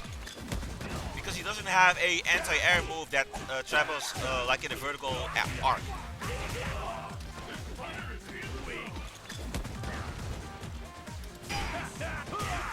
That was actually not such a bad idea. More of those, more of those. Nice catch on the neutral jump, beautiful. No way for Adon to punish that. But he has to be careful with the jumpies because Takari will not just easily let him jump in on you. Not unless you start a fester string, goes over, empty jump low. Again with the cross up. Now he's put himself out of the corner and that EX Jaguar kick didn't hit, but still, Beef just throwing out that Rising Jaguar. Takari was caught pressing a button, I guess.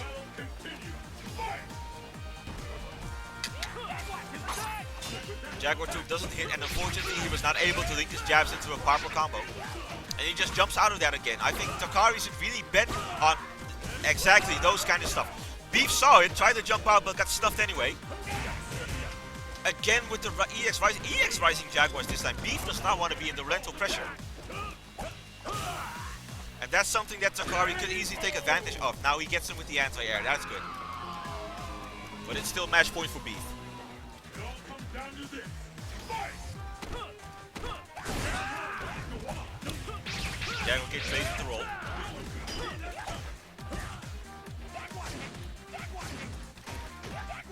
Three Jaguar kicks, and you see the pushback it gives him.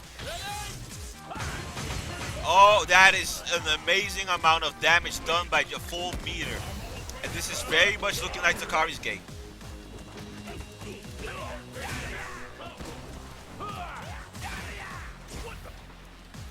But still, Beef can still do this actually. Oh wow! Oh wow!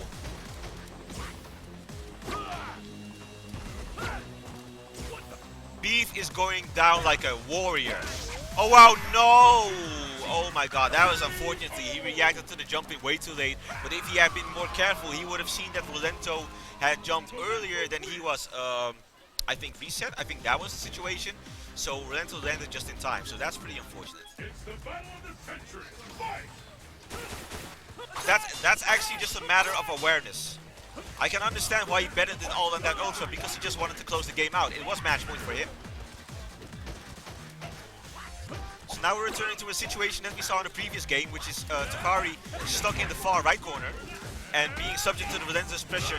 He tried to catch him wall diving with the EX Rising Jaguar. That was pretty unfortunate waste of meter. Catches him with a jump in. Nice combo though. Now he has a mix-up opportunity and a cross-up hits again. Again with the Rising Jaguar. And I really think that the own nice anti-air EX Rising Jaguar. And Takari, this entire game, has not been intent on doing a quick wake-up. Oh, by the way, beautiful catch. Oh, that is an amazing amount of damage. Wow. Oh my god, he did not anti-air. I think he was way too late. That's just my speculation. He was way too late. Got caught with the Jaguar kick into the crouching medium, into the Rising Jaguar. And once again, this is match point for Beef. So how will Beef refrain from making the mistakes he made in the previous game that allowed Takari to snatch the momentum? The cross-up Jaguar kick from that range, that was pretty funky. Never seen before, not in my eyes at least. And Beef is working on a perfect, or at least he's working on something fierce, something relentless. Wait, a little too late to hit him with the Jaguar kick. Nonetheless, the stun is there reiterated. Oh, but this looks like a perfect, and Beef advances in the brackets 2-1 against Takari. Perfecto! 5 golden letters. Beef 2.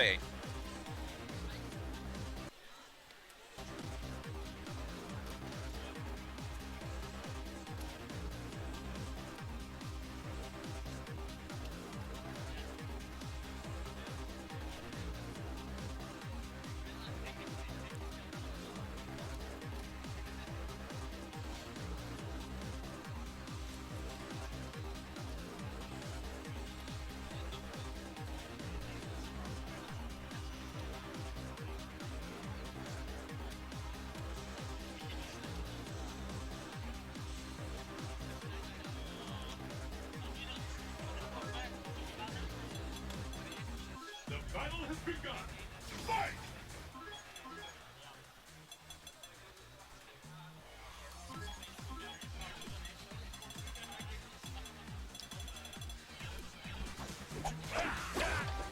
God, I am so happy that water is free here. Because I would have fucking died if I hadn't had any water. So what we're seeing now is a pool match. Is a TR Sheva versus Mac. Mac, immaculate, the Mac Daddy. Macintosh. Daddy Mac. Holy Mackerel. McDonald's.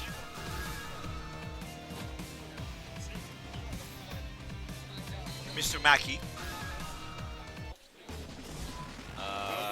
Mac. That works. Mac. Whatever. McDonald's. Right. So obvious. Okay, checks him with the rocks. And Sheva has been showing. Oh wow, caught him. Wonderful combo. So what's crucial in this matchup is Sheva's options of punishing the improperly spaced turnaround punches. Most Shotos can do that through a jab Tatsu.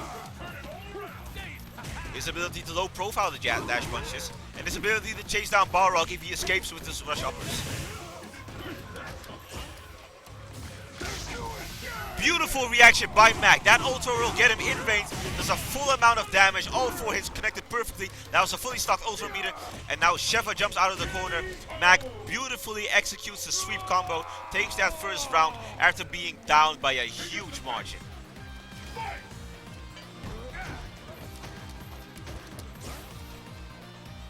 And I have to give it to Sheva. He has shown such mastery in spacing those level 2 focuses at the tip. It's just the tip. EX Song not going to go through the mash jabs. Dash up throw. Back throw. Gets him a mix-up opportunity, but he misses. Balrog does have a little bit of a funky hitbox, so he has to be careful of that. He has to mind his jump-ins. Mac walking forward. I think Mac could have countered that with a crouching heavy if he really wanted to. But if he was aware, if he would react in time. He wasn't sure if that would hit. That explains the left of the FADC. Nonetheless, gets a headbutt combo. Does not go for the ultra. Doesn't even need to EX Song. Wow. Backdashes with his back against the wall. But he rushes forward with the rush punch again. And Mac just so beautifully stringing those jabs together into a full combo.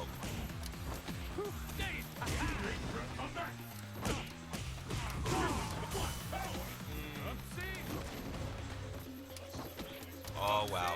Yeah, good stuff. Yeah, I'd like a bike too, actually.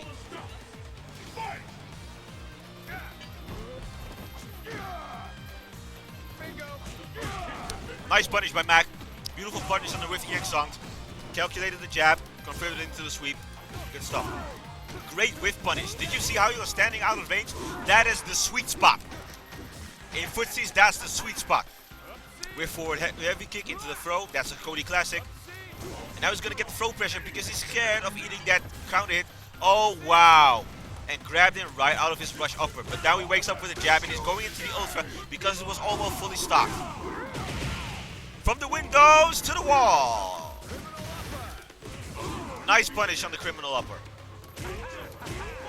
But he still gets the forward heavy kick into the Rufian kick. So now Mac has to be careful because he can and will get rock thrown. Oh, wow.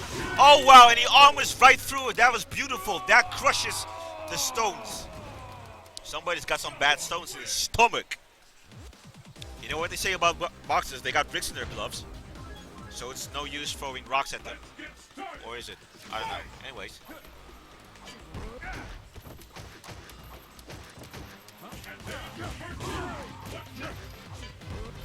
And I like how Mac is just taking his time to confirm those jabs. Just 1, 2 feet. No, not in a hurry. Wants to do it right. Wants to make sure that combo lands, then he gets the full amount of damage. And what we saw was Sheva warding Mac off with the bad stones. In fact, actually challenging him to try and turn around punch. Wanting to see what makes Mac tick. Rush upper combos. That's 2 meters already invested in a big amount of damage and a wonderful corner carry. That's what you have to be careful of. That forward medium punch. The level 2 focus absorbed the 2 hits of the EX rush punch. And that stun is just stacking, Mac waking up with the jab, not intent on catching any more of those throws. And what was Mac gonna do? Oh no. He betted it all on that. Anticipating that Mac would try to press the buttons, which is actually something inherent to Balrogs, but nonetheless, match point for TR Mac.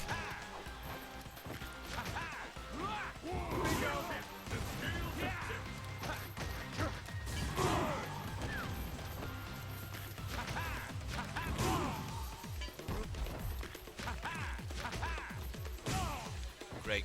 Mac is just intent on sitting there and warding him off, checking him at every attempt, be it a dash forward or a jump. Oh, that one got through. That was a great cross-up that he blocked nonetheless. Now Sheva is probably at this point thinking, what can I do to turn the tides in my favor? And now he has a lively, has Mac in the corner. Now he can apply this relentless pressure again, mixing the throws, the forward medium punch, and grab him right out of that rush punch. Now he puts himself in a corner again, and I think that this is where Mac wants him to be. Okay, the situation is reset right now. They're working back to the middle of the stage. Mac with 1 meter, Sheva with 1 meter. Mac with a fully stacked ultra, but he might not be able to use that. It all depends on if Mac can get something going. Now Sheva just, that jump back was actually pretty good, because there was a chance that Mac would go for the okie doke, you know, the rush overhead. But nonetheless, Sheva hanging on by the skin of his teeth. Hey yo, what's up, Halibel? Would have loved to have you here, man.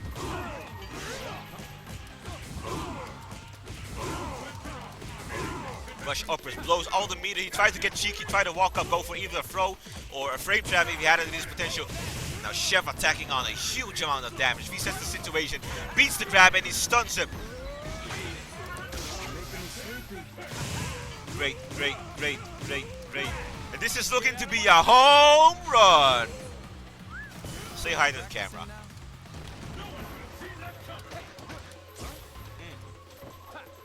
Okay, so it looks like we're going into game 3, but let's not. Let me just knock it. Let's not knock it just yet. I don't want to be that guy that says premature shit and then has to excuse his French and swallow his words and fix his face. I don't want to be that guy. Ooh, catch a stone. You catch a stone, you catching rocks. No anti-air from Mac. Crouching like into the EX criminal upper. And Mac just buried his hands in his face. He was not happy about that at all. Ah, exams. Well, you know, education is important as well. So yeah, get them grades, get them Norton. Get them Norton. I love that. That's something that Sheva may or may not could have expected. Oh wow, the whiff level 3 focus, he anticipated Mac to walk forward. Now Mac is doing that jab thing, that little shimmy jab thing. The stagger step, I'm sorry. The stagger jabs. I know my shit.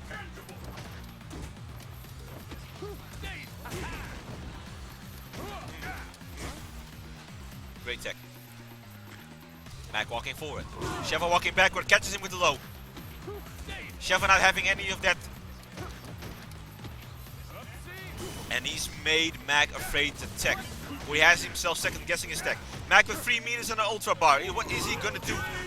Beautiful catch with the neutral jump on Sheva's part, which allowed him to fully punish the width rush. This is match point for Sheva right now. You just can't count this guy out. I mean, we saw how he went up against Fleischer. Fleischer was on match point 2 times as Sheva just ran it back.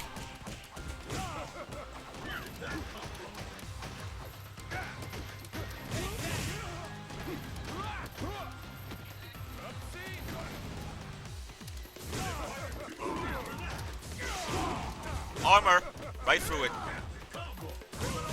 EX criminal upper shows that he's not afraid. Sheva is just going to keep jumping. That's good. That's a good decision. Every bit of damage that brings him closer to depleting Sheva's health bar is totally worth it. But now he has to be very careful, and he caught him! Oh no! It was a jab, of course. That recovers way too quick. Excuse my French. I was being premature. We are going into the final round of game 3, ladies and gentlemen. Let's go! My face is fixed, by the way. Nice air to air, which is actually equal in favor. Now he's careful. Now he's careful because after that Ruffian kick, he could have easily followed up with the EX song, and that would have done a huge amount of damage and a knockdown. So careful. Mac is actually careful. Mac is actually playing pretty tentatively. Nice counter sweep. Walking back. Armor breaks with the EX song. No EX criminal upper to follow that up with. Mac at the life deficit. 2 meters. Dashes forward. Nice jaws into the ultra. That's going to hit. All of the hits are connecting from the windows to the wall. We got a corner carry. And Sheva in the corner at a life deficit. And Mac allowing himself to apply pressure on him. He's got to be careful. Oh no. Reset. No neutral jump. Nice tech. And he let it rip. He caught him anyways. He has no way but to respect that. That was some audacity and a display of guts. TR Sheva, the man of the clutch. Wow. Wow. And that is what makes a great player, ladies and gentlemen. The ability to think cool in situations like this. My God. He wasn't cool at all. He was just doing shit. But it worked. So let's take it.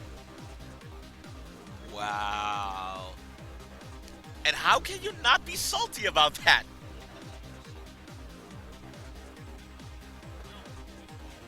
Sheva, 2.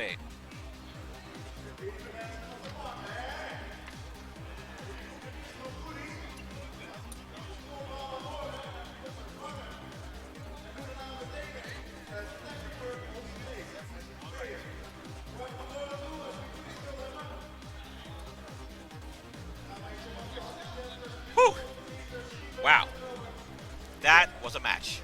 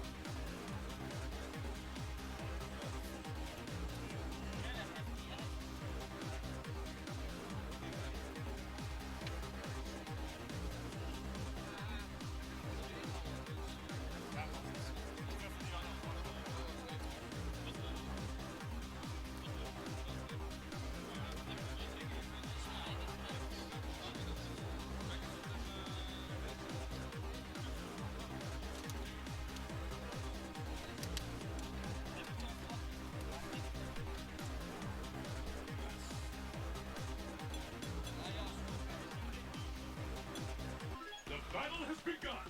Fight!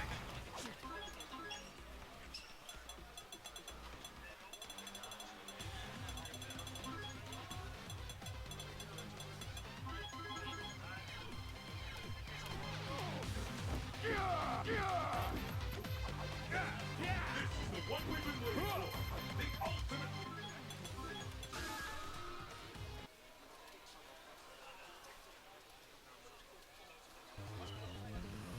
The curtain is raised on the world's most extreme fighting tournament. Who will walk away victorious?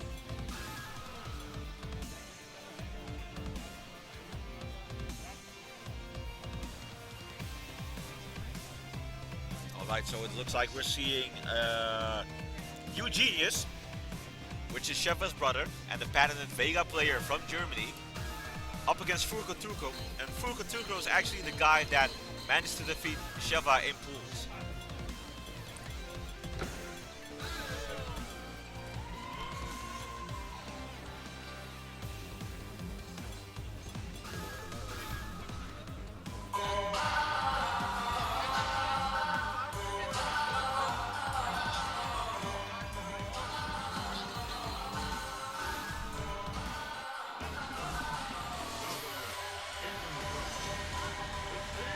Heb je een charger voor je telefoon? Helaas niet, man.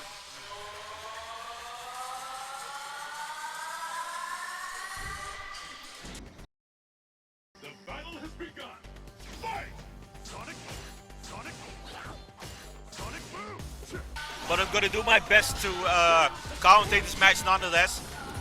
Because in this situation, I am not all about that base. So we're seeing Furko Turko against Eugenius. Furko Turko, pretty offensive actually for a Guile. No, he is actually pretty offensive. Try to catch Eugenius with a lot of upside down kicks, which didn't hit. That's a level 2 focus rip. Barcelona attack doesn't allow him to let it rip. Miss flash kicks. Oh wow, crucial mistakes. Another flash kick, this one hits. Eugenius blocks the overhead. And this bass music is pretty distracting. Oh wow. Wow, great catch by Furko Turko.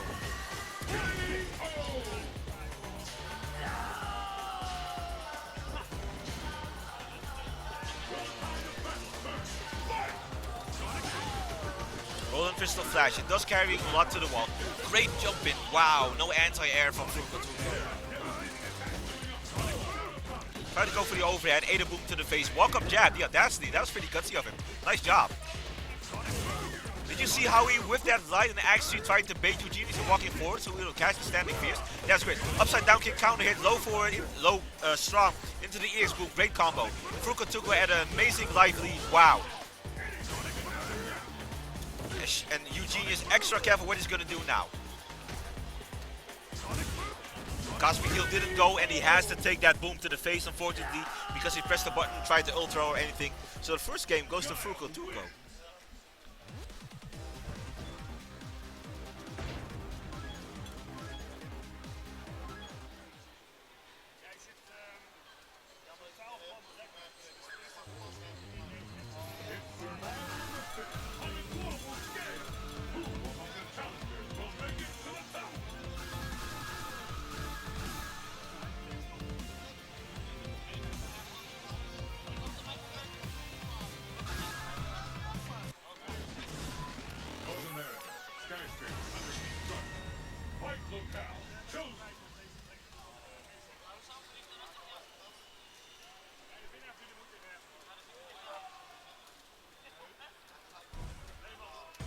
It's the battle of the century.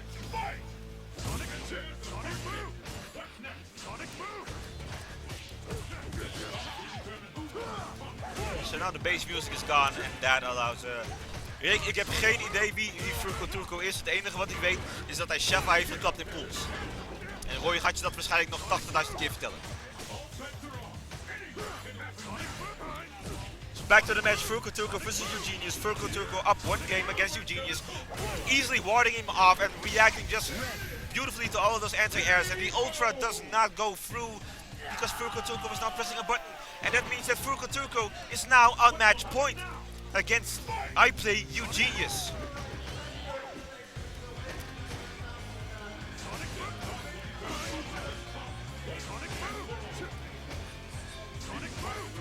Fukutuku has not shown any aggressive. He hasn't shown much aggression. He has actually just been forcing Eugenius to make mistakes, just slowly peeling him off, working his way through his defense. The level 2 focus does not go through because Eugenius managed to throw right in time. Flash kick, but he charges the level 2 focus and he sweeps Eugenius. Nice block at the overhead. He tried to walk forward, but Fukutuku was there, ready with the standing fierce punch. EX move, wow, Eugenius was not tackling that. That was something things you can expect. Jumped over to make sure that it worked, but he's going to slide right. Oh my god, I'm gonna fix my face because he caught him with the Ultra 2.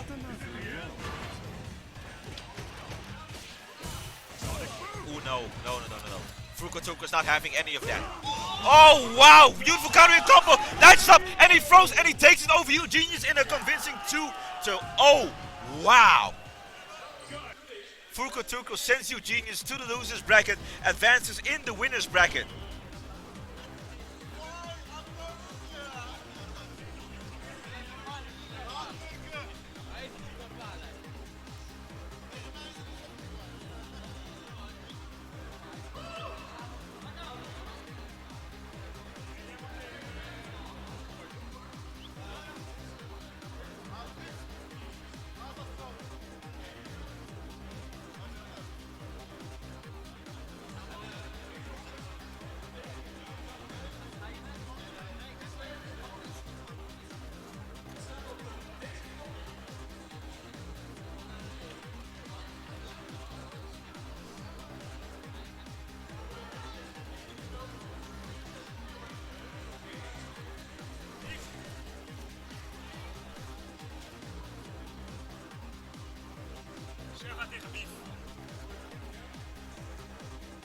Zijn er nog andere mensen in de pool behalve Sheva, Eugenius? Oh. Loes brengt zo een beetje achter, dus ik kan ook even doorheen vallen.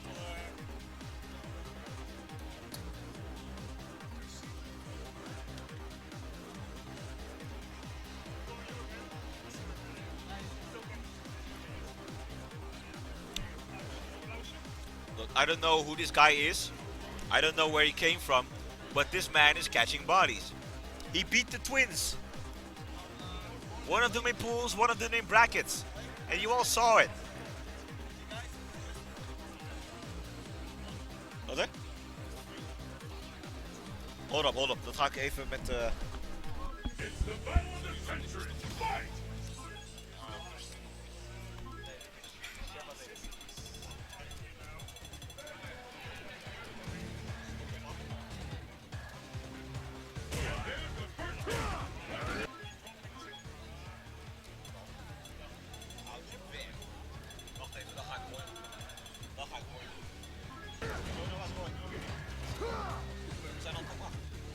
Sonic boom!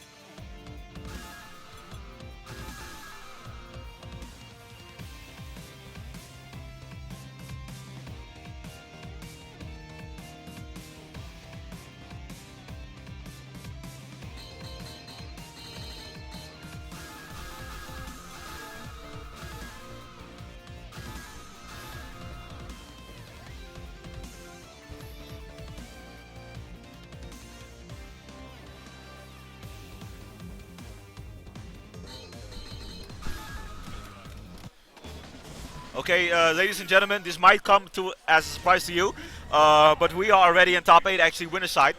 So that means that all of the matches from now on will be best out of 5.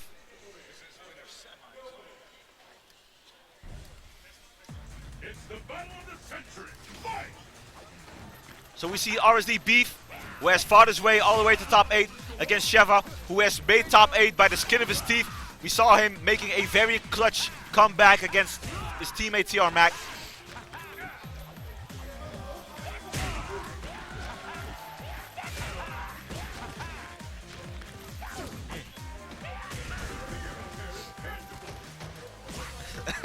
You're funny, Halibel. But at least you're not making excuses for your teammates. He did body them.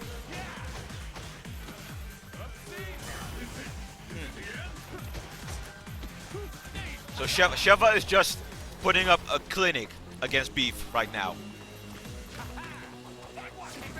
And he's standing at that range where he could, exactly, that's what I was about to say. Standing at that range where he could just easily react to all kinds of Jaguar tooth. Doesn't have to be scared of the light or the medium, but he could easily react to the heavy kick one. And he unfortunately got a stone to the face, so he now has a concussion. Let's go. Adon in his MMA outfit, about to brawl, about to go get down and dirty, about to do it raw, no homo. Nice walk back. Shimmy with the low, short into the Zog Knuckle. Beef working himself out of the corner with the Rising Jaguar, gets enough space to work with. Oh, beautiful. Nice light Rising Jaguar, I think. Oh wow, that's a punish into the Jaguar Avalanche. Rest in peace.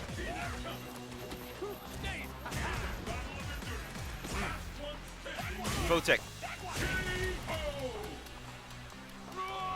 So now Sheva knows that he has to be careful of himself backdashing, because a second, like, fool me, hit me once, shame on you. Hit me twice, I'm a fucking idiot.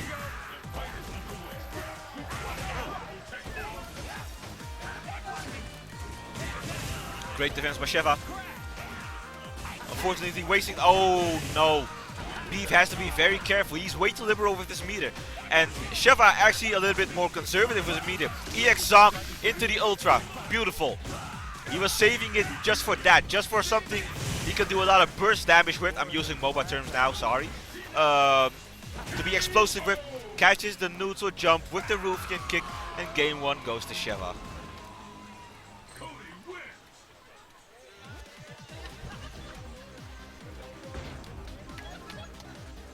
Are you ready? Fight! How long will this go? This bout will determine who is the top and for all. Power to your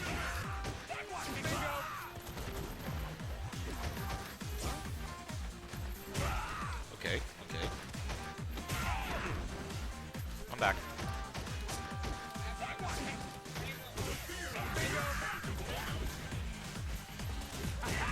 Beautiful.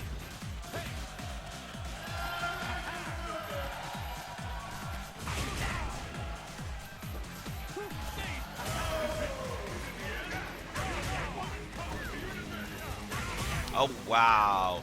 That was a pretty deceptive. Oh, and he goes for the instant overhead. Nice job. Probably expected a tech. The EX Zog Knuckle allows him to low profile that EX Jaguar kick. I want to say Rising Jaguar all the time.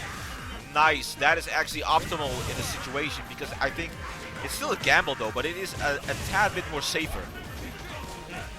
He has to be careful because that is certainly not safe. Wow, the boot to the face. The Mike Roster, no.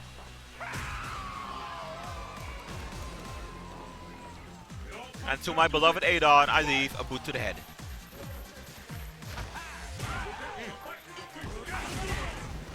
Almost caught him. But still, he did the EX version, so that got in 2-hit. Didn't land him right in front of Sheva. But still, this is math for Sheva though. And Beef is on a life lead. Nice job. Dash is under. Now he only has 1 meter to work with. Beef still has no meter to work with. Nice frame trap. Oh wow, the walk up crouching heavy. Uh, oh wow, tried to EX Zong through, got thrown out of it. Okay, now this is it. This is crucial. This is crucial. No! He gave that away, betting it all on that Rising Jaguar. So this is now 2-0 for Sheva, and gotta fix my face. It's not match point because it's like 3 out of no, it's 3 out of 5. So.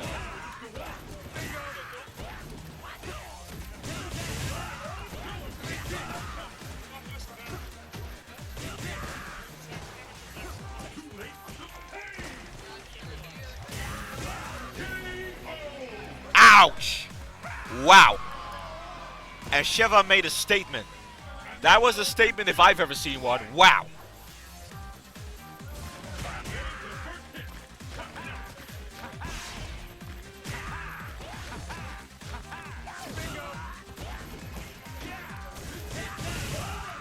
Oh wow, he has to be so careful. Sheva's working on a double perfect. Psyche's no longer working on a double perfect because he was now watching his shins and he got swept. Gotta watch your feet, but still, this is match point for Sheva, and everything just looks like he is going to be advancing into the winner side of top 8. So what's Beef gonna do? He can bet it all on the cross-up EX Rising EX Jaguar tooth. He has to be careful because any jumping can be met with a Ruffian kick. So he has to make a calculated guess and try to chip away and peel away Sheva's health with those Jaguar kicks. And he's just walking back. Nice, but he didn't follow up on that forward throw. Oh no, and Sheva takes it 3-0 over Beef. Well, I guess Beef just got turned into minced meat.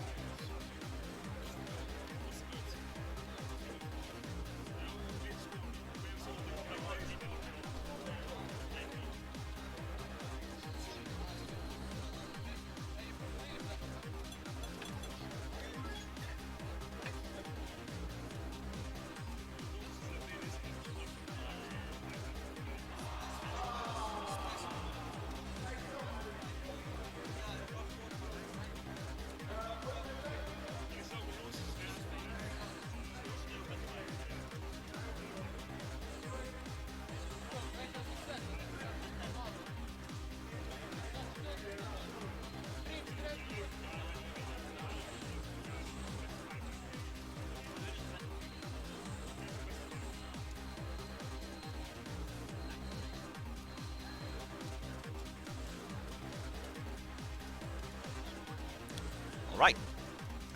Ultra Street Fighter 4, Ultra Street Fighter 4, HyperX tournament at the party. Monitors by Azo. Sponsoring, of course, by HyperX. I'm wearing one of their godly headsets right now.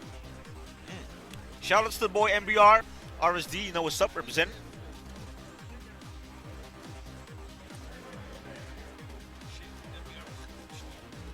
Your coachings? Your coachings? Are you ready? Fight!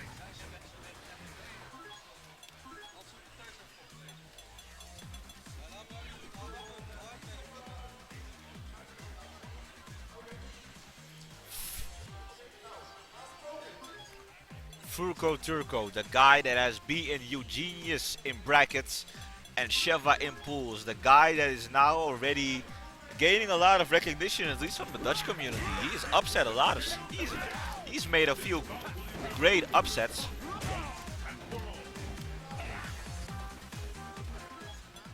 Showing solidarity. Showing solidarity, as you can see on his hat.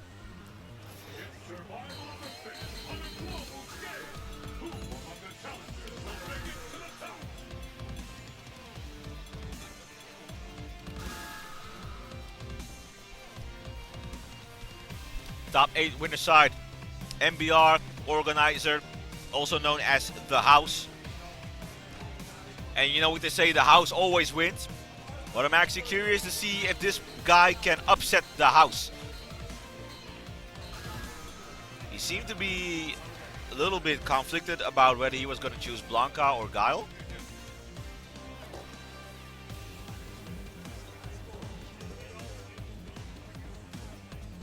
So this is it, MBR versus Fuko Tuko.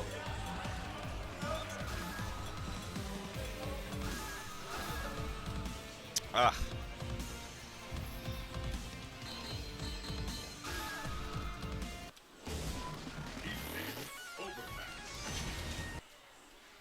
Akuma versus Guile. A matchup that is heavily in Akuma's favor once he gets a knockdown, because Guile is very susceptible to the Vortex. So it depends on Fuko Turko's defense and his ability to react to the many setups that MBR has in his arsenal. But of course, well-placed anti-airs by Guile, and wow, did you see how he advanced? Beautiful jump is, wow, 2 spinning back fists, and the stun is already racking up.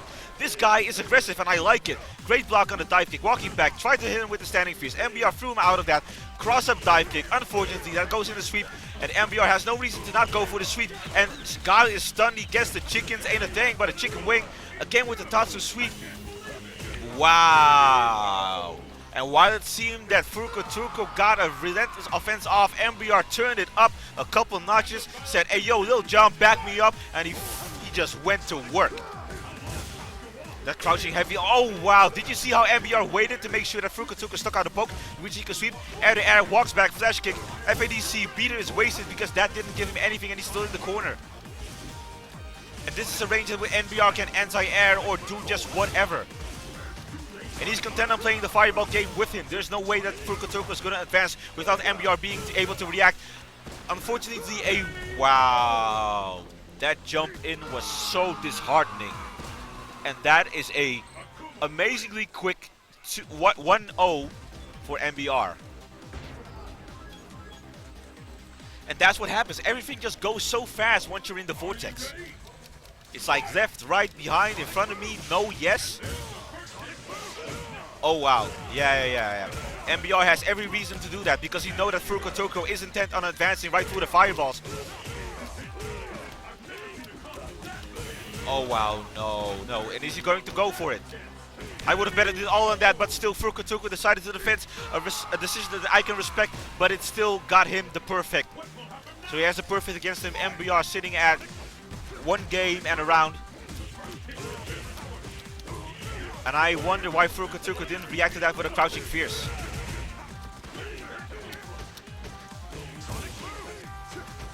Okay. Nice. Fuko Turko on the offense right now. But he teleports out of that, and there's little that Guile can do against it. You should not have been in that range. And the whiff palm, and the whiff demon flip. Oh, he goes with a familiar combo. Wow. And Fuko Turko caught himself performing the level 2 focus, but even if he backdashed, he would have been way too late. And he would have had to eat it anyway. So this is all going pretty fast. So I'm actually struggling a bit to keep up. And Fuko Turko going back to character select. Is he going for a different character or is he going to try and recompose himself? He is going for Balrog. He is going for Balrog, and I think the MBR still has Ultra 1 now. And the thing is about Akuma, and he actually has Ultra 2 now, which is pretty good, which is a good decision, because it allows him to perform an option select with the Demon Flip Palm.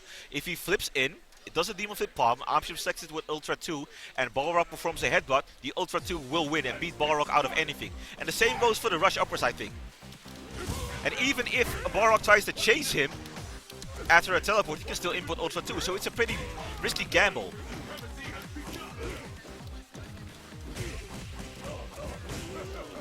Nice jumping by Fruko Turko. Goes on the other side. Okie doke, MBR did not react to it, and that's a stun in a thing by the chicken wing. Level 3 focus, oh my god, no. Did not finish his plate, wow. And MBR's Nintendo standing at the face with the headbutt. Rush low. And the first round goes to Fruko Turko. Nice job. He looks a lot more composed right now.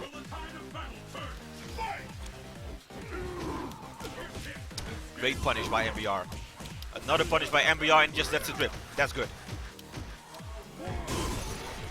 You should have known that was a turnaround punch. Oh wow, that's a punish. The far standing heavy. Thank you, Combo Fiend, for that buff. Because that allows him to get that combo. And that's what I was talking about. That's the option select Ultra 2. If you rush out, if you headbutt out, it doesn't matter. He will get you. Regardless. And now he gets a setup. Oh, went for the turnaround punch, but he got jabbed out of it. Nice neutral jump to beat the rush punch. Now it's match point MBR.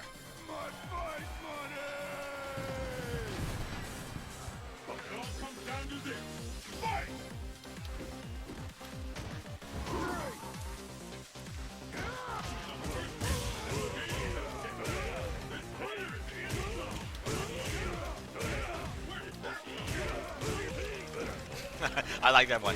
Oh, and he has the skulls. Wow. And that's something that a lot of players still get hit by, and it's pretty deceptive to see. You're standing in the corner, Akuma jumps at you with the light. It actually looks like a cross-up, so it must be a cross-up, you think. But then he lands right in front of you, and that is so deceptive. A lot of good players still get hit by that. So MBR takes it in a very convincing 3-0 over Fruko Turko. We're still in the losers bracket, so he still has a chance at gaining a spot in the top 3. And the way the bracket looks now means that we will have Sheva facing off against MBR on the main stage. And now that the most main stage is no, wait. I think we're gonna do losers, toch? Op stream. We're going to have a couple of matches from the losers bracket on stream. We're waiting for a couple of matches to finish, such as Takari versus Eugenius and 990 versus Dr. Sim.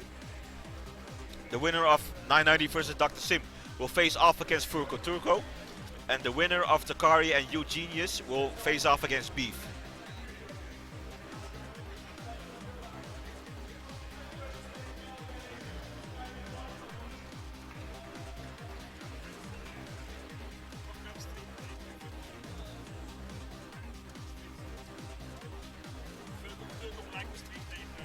Okay.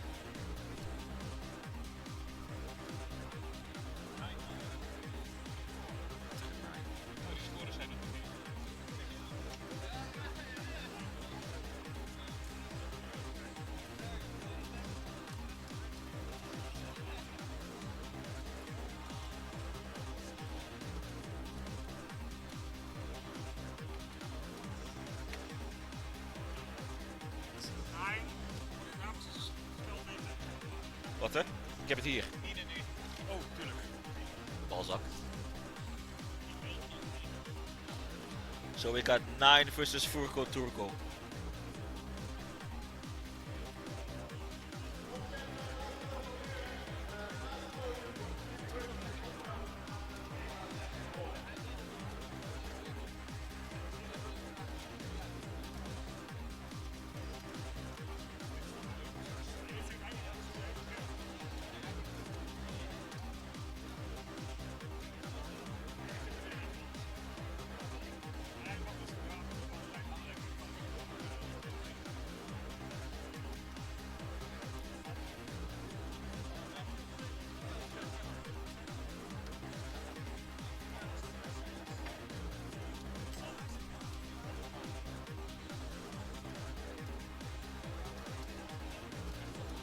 Gozer, wat staat op je bed? Wat staat op je bed? Nice.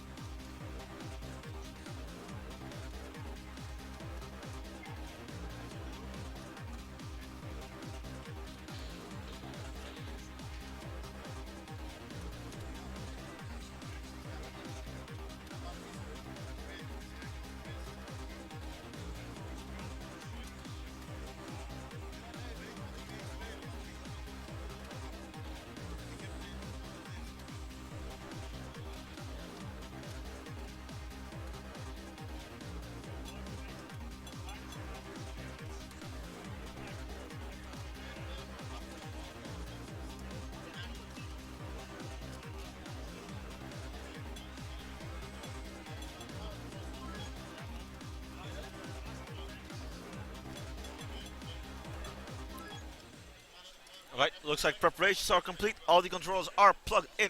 So that means that we will be beginning with this loser semis match. 990 versus Furko Turco.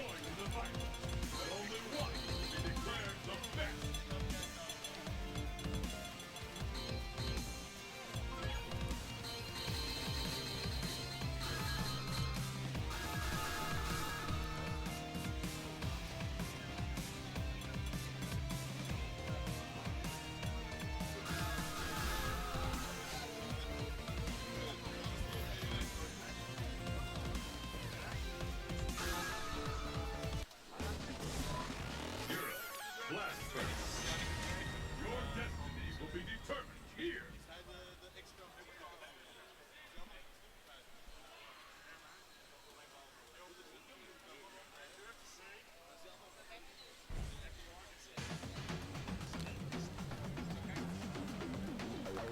Mission start. Okay, we're actually not commencing with the game just yet.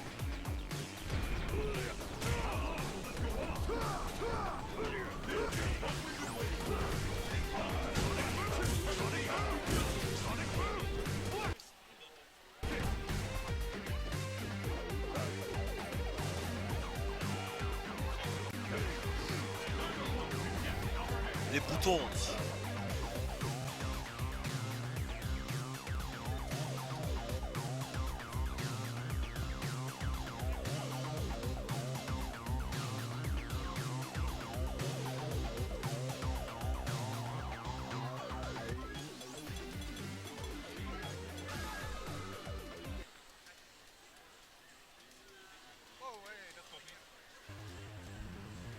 Craziest and wildest fighters have assembled from around the world to join in the fight. But only one will be declared the best.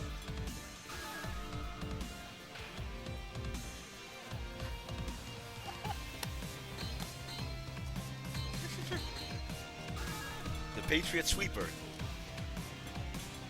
We don't like Patriots. Nothing. Nothing at all. Nothing at all. Nothing at all. Oi. Who are you? Who are you? What do you want? He stays at pit stop 109. Let Pete stop. Furko Turco versus Mr. 990. Losers semis. Let's go. Let us commence this bloodbath as we watch two combatants duke it out against each other.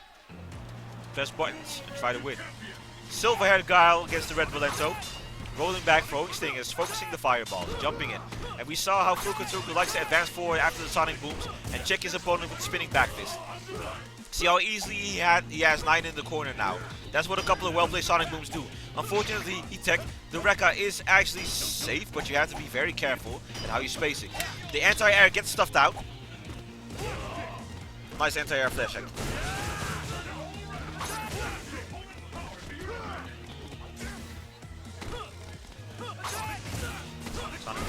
Trading, and he tries to advance forward, but he got checked for the roll. He has to be very careful of that, and he has to be less liberal with his reversals, and that's what happens.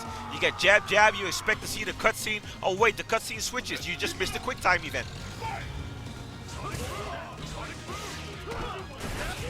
Ooh, nice sweep, nice counter sweep. Upside down kick whiffs. Easy punish for 990. And you have to be very careful of that. The overhead hits, you hit the standing heavy kick, try to confirm it into the low. Go for the Rekka. Now no meter. Furko Turco sitting on meter. Has to jump in now. Could have gotten anti-air. Jumps back. Furko Turco at a life deficit. Stinger does not hit Furko Turco. Sonic Boom travels forward. Furko Turco gets a free jump in. Uses it to get a throw off. Still at a life deficit. And 990 slowly working himself into the corner. Slight hits. Does not go punished. Level 2 focus hits. Crumples Furko Turco. Game 1 goes to 990.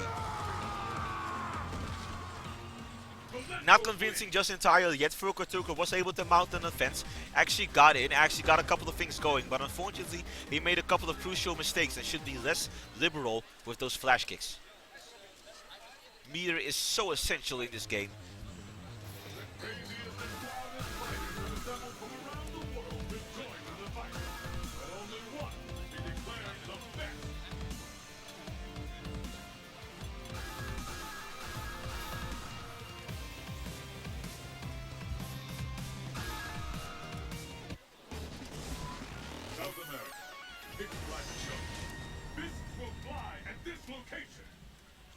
Game 2, 990 up 1.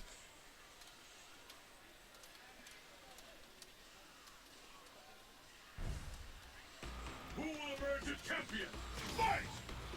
Let's see what kind of adjustments Furukawa was able to make just now. Still intent on walking forward. I think that's where he wants to play this match. Nice flash kick to catch him jumping around. And the upside down kick just keeps missing. And he has to be careful not to keep mashing that flash kick in between the block string. Nice, did not flinch, but he got hit anyway. Wow. Wow, that was disrespectful. He waited until Furukawa recovered from the stun and then hit him with a level D focus to reset the damage scaling. And Furukawa was not alert, but he was alert now. Level 2 focus, try to catch him back. Slide, unpunished, low strong into EX boot.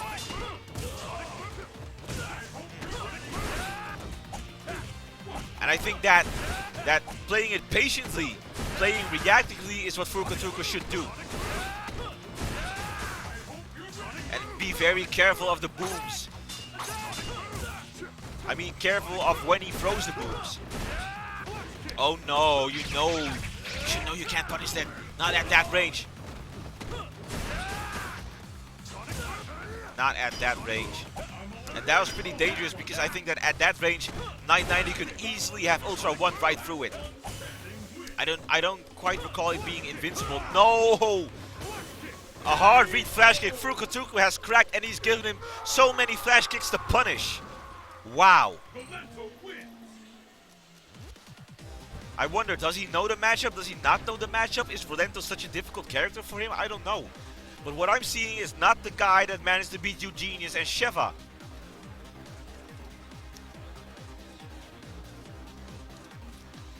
Thank you. Water, cold water.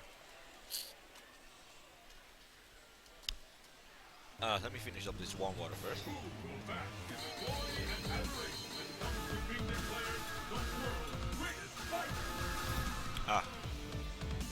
So Furukawa going back to his pocket pick, Balrog. Balrog, a character that is capable of putting a relentless pressure on Rolento. Rush punches, of course. Fact of the matter is that Rolento is capable, I think, of low profiling the rush punches with his rolling attack. Depends on how far the hitbox extends downwards. So he can roll under the turnaround punch, the rush punch. But not on reaction, I think.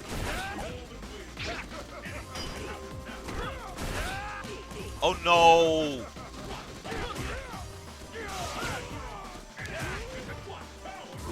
That offensive momentum seemed to work out for Furukawa just a little bit, but he has to be very careful of the resets and the mix-ups. Nice, right into the Ultra, good stuff. Turnaround punch just to get a little bit of meter, but didn't have enough charge for the headbutt. Oh, but he gets him nonetheless. What's he gonna do? In the sweep, that's still safe. Oh wow, goes for the rush. Oh, and the headbutt misses. He was way too late with that one, but again another headbutt. Now 9 is the one jumping in and he goes for the headbutt. He wanted the chip, but he ended up beating up the attack instead.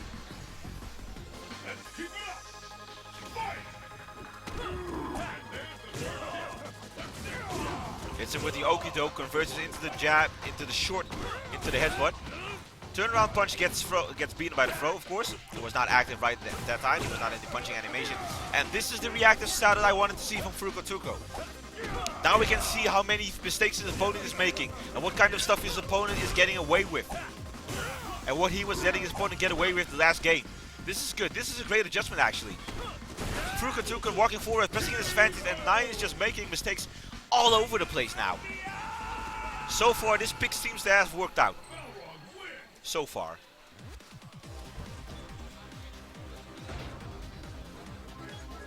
Let's get started. Fight!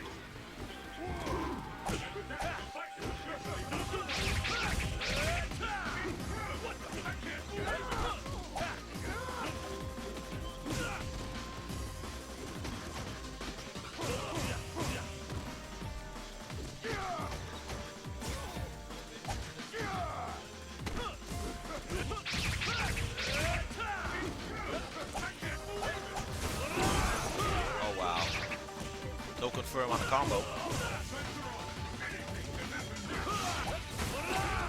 And he still got caught by it anyway. Crouching heavy, headbutt, any of that. He was crouching, he could have headbutted. Nice block on the cross up though. Got caught back dashing. Did not punish the slide in time. I mean, come on, you've made it this far. At least show me that you can punish slides. Again with the Okidoke. This looks like a repeat of the previous game. No, psych. Ja, misschien wel, Rick. Misschien wel.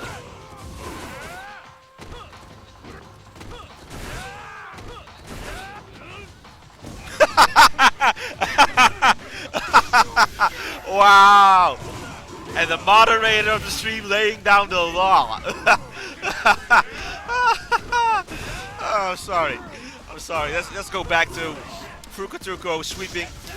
Oh no. Oh please no. Oh god, no! Oh wow. And 990 takes it over Fukutuko with a wake up ultra because Fukutuko was unfortunately pressing a button. This means that Fukutuko had a wonderful run. Took out Eugenius, beat Shava and Pools, but unfortunately his journey ends here. So we'll see you next time, player. We'll see you next time.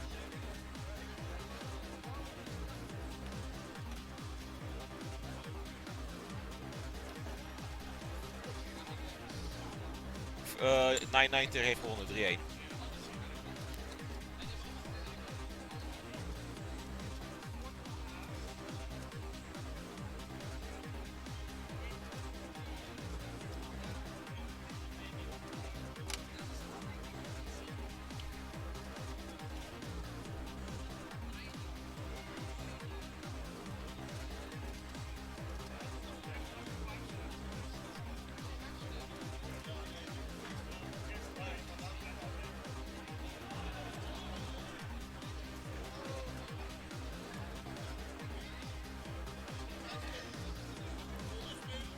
Ruben, het was trouwens 28 man. Alleen 16 man bracket.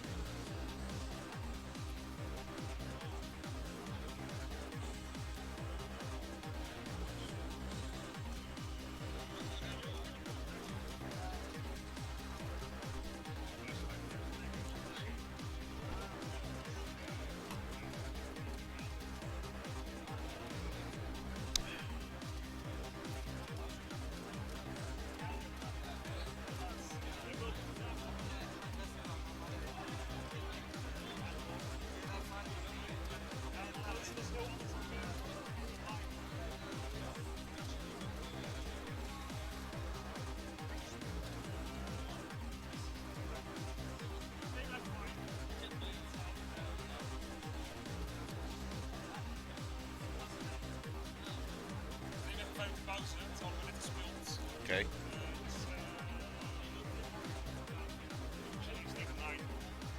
Dat is zometeen. Oké. Kan je mijn mic even muten?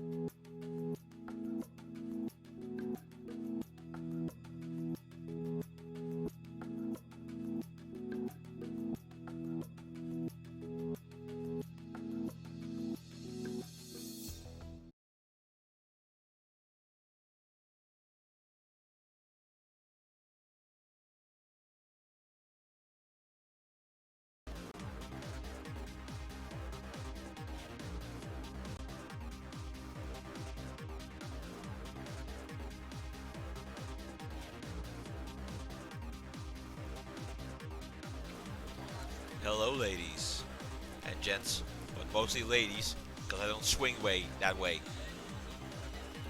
This is a deep radio voice, also known as Raptor Furious and Chrome and Reggie and whatever you feel like calling me.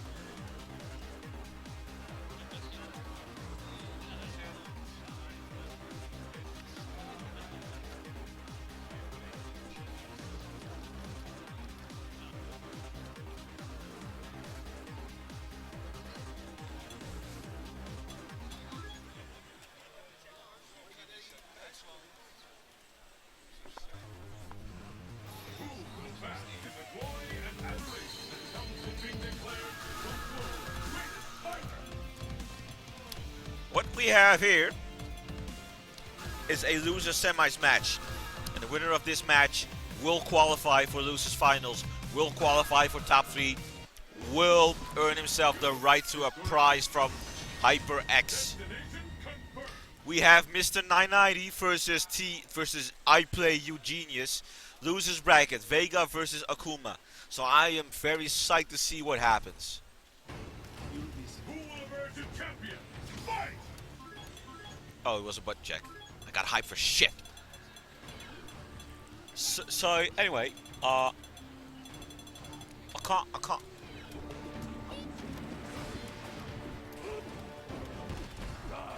fight is up.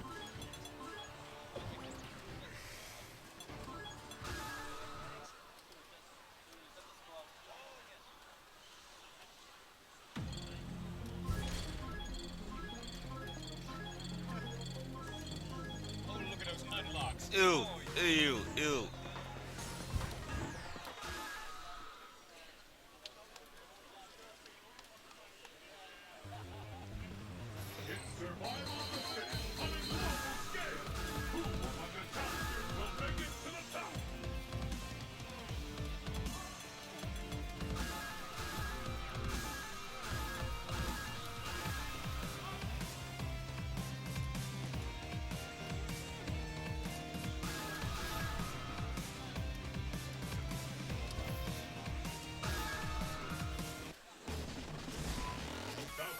Mr. 990 versus I Play Eugenius. Vega versus Rolento. Let's go. Both of them using their Ultra 2. Vega, of course, getting a great escape from that. Rolento allowing him to perhaps punish Vega when he lands after a Barcelona attack, which is always good. And perhaps on with Crystal Flashes. Pretty tentative start, actually. I mean, well, okay, that actually wasn't tentative at all. That's a multi-hit jump in, so he can't focus that. He has to be very aware of that. Jumping in, not going for a low, instead going just for a throw. Now he's going to establish Vega's very harassing throw game, or at least so I thought. Mr. 990 working himself out of the corner, whiffing that jump in after the pogo, and instead going low. Barcelona attack to catch the backdash, so this is actually pretty good. Cosmic Heal does not go, it's actually blocked, and is actually pretty unsafe if improperly spaced. Rolls up in his face, throws him back into the corner, and he catches him with the overhead attack. But unfortunately, he will not get caught by the Ultra 2. Wow. Well, to be honest, he did activate it a tad bit early, so if he had activated it later, which would have been difficult due to it auto-correcting, he could have caught Rolento. So the first round goes to Mr. 990, and Mr. 990 fights himself back into the corner. Eugenius was buffering that Barcelona attack after the low strong, actually, so that's why he caught the backdash. Neutral jumping, I think he was looking for the right opportunity to get out of the corner. That air to air allowed him to get out of the corner safely. So now he has a lot of space to walk back with. Nice combo into the stinger. Beautiful, and wow, and the stun, the skulls.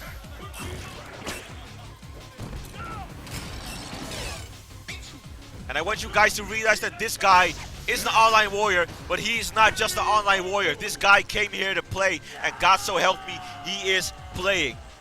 Eugenius receiving a little bit of coaching from his brother, Sheva.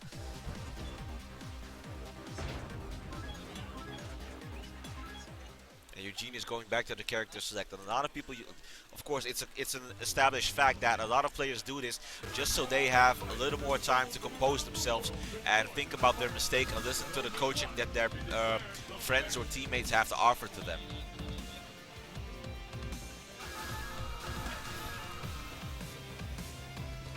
So what we saw is that the ground game was a tad bit in Eugenius' favor. It's just when Mr. 990, his Rolento starts running the miss-up, that's where Vega's lack of proper defensive options becomes very apparent.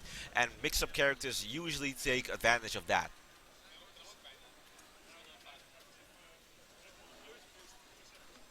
So what we actually want to see Eugenius doing is just dominate in the ground game. He switched costumes, so who knows? This is the costume I've seen him use a lot. Jump-ins, jump-ins. I think that Eugenius caught on to the fact that Mr. 990 hardly or rarely anti-airs. So he's just going to keep jumping and jumping and let him waste the meter. Wasn't able to punish him in time, so the Barcelona attack is going to place him back where he started off. Oh no, he has to be careful. The thing is, when you do that as against Lorenzo, you have to commit. Oh wow! Again with the stun. But he was way too late. He waited far too long, and that allowed Vega to recover. You have to watch the symbols or the icons. Wasn't able to catch him back. That's it. No. He's walking and holding down back again. Walking and holding down back. Oh wow! He neutral jump, tried to air. No! Was he too late? I think he was way too late. Because at that range, that is punishable. Ooh, wow. That should not have happened, but he rolled forward way too far. Back dash, no cosmic heal option select though. More Barcelona attack, options attack. Nice buffer on that one. You can't guess confirm that. Well, you can guess confirm that, but it's always better if you hit confirm it. Didn't punish the neutral jump, but he does catch the backdash though. Reset blocks the stinger though, and he walks back just out of range to make sure that reset doesn't hit. The claws drop, but the claws easily picked up again. Nice jumping. And now finally found the punish timing. And that's something that Eugenius is not going to forget because he's going to have that memorized. Because there's a lot of free damage to gain because the EX is unsafe. Nice backdash. Nice from Mr. 990 to the dash after that. Nice air to air from Eugenius. Jumping heavy kick. Backflips out of there. Barcelona attack air to air. Doesn't get grabbed this time, so that worked out well. Now Rolento has a meter, so EX record, no reset though, no catch. Backdash it and he travels with him.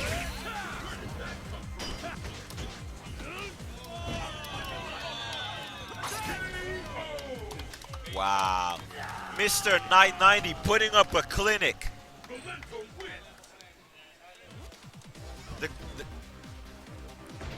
Mr. 990 putting up a clinic, putting up a very convincing performance against Germany's own I'm still saying TR out of habit.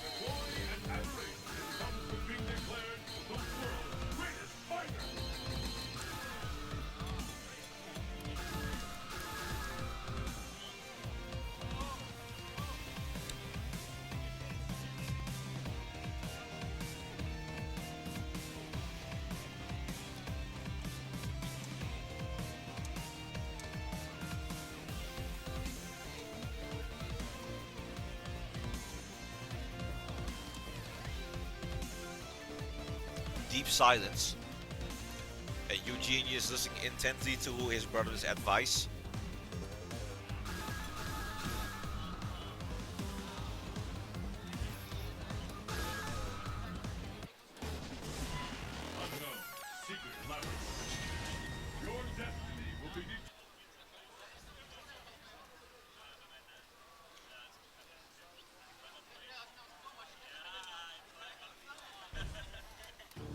Are you ready?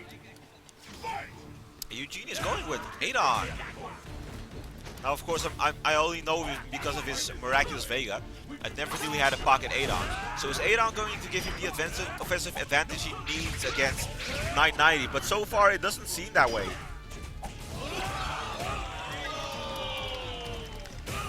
It almost, if I didn't, it's almost as if Mr. 990 has stunned Eugenius in every single fucking round they've played. And that is an accomplishment, ladies and gentlemen. Every stun he gets just serves to complement his morale and his resolve.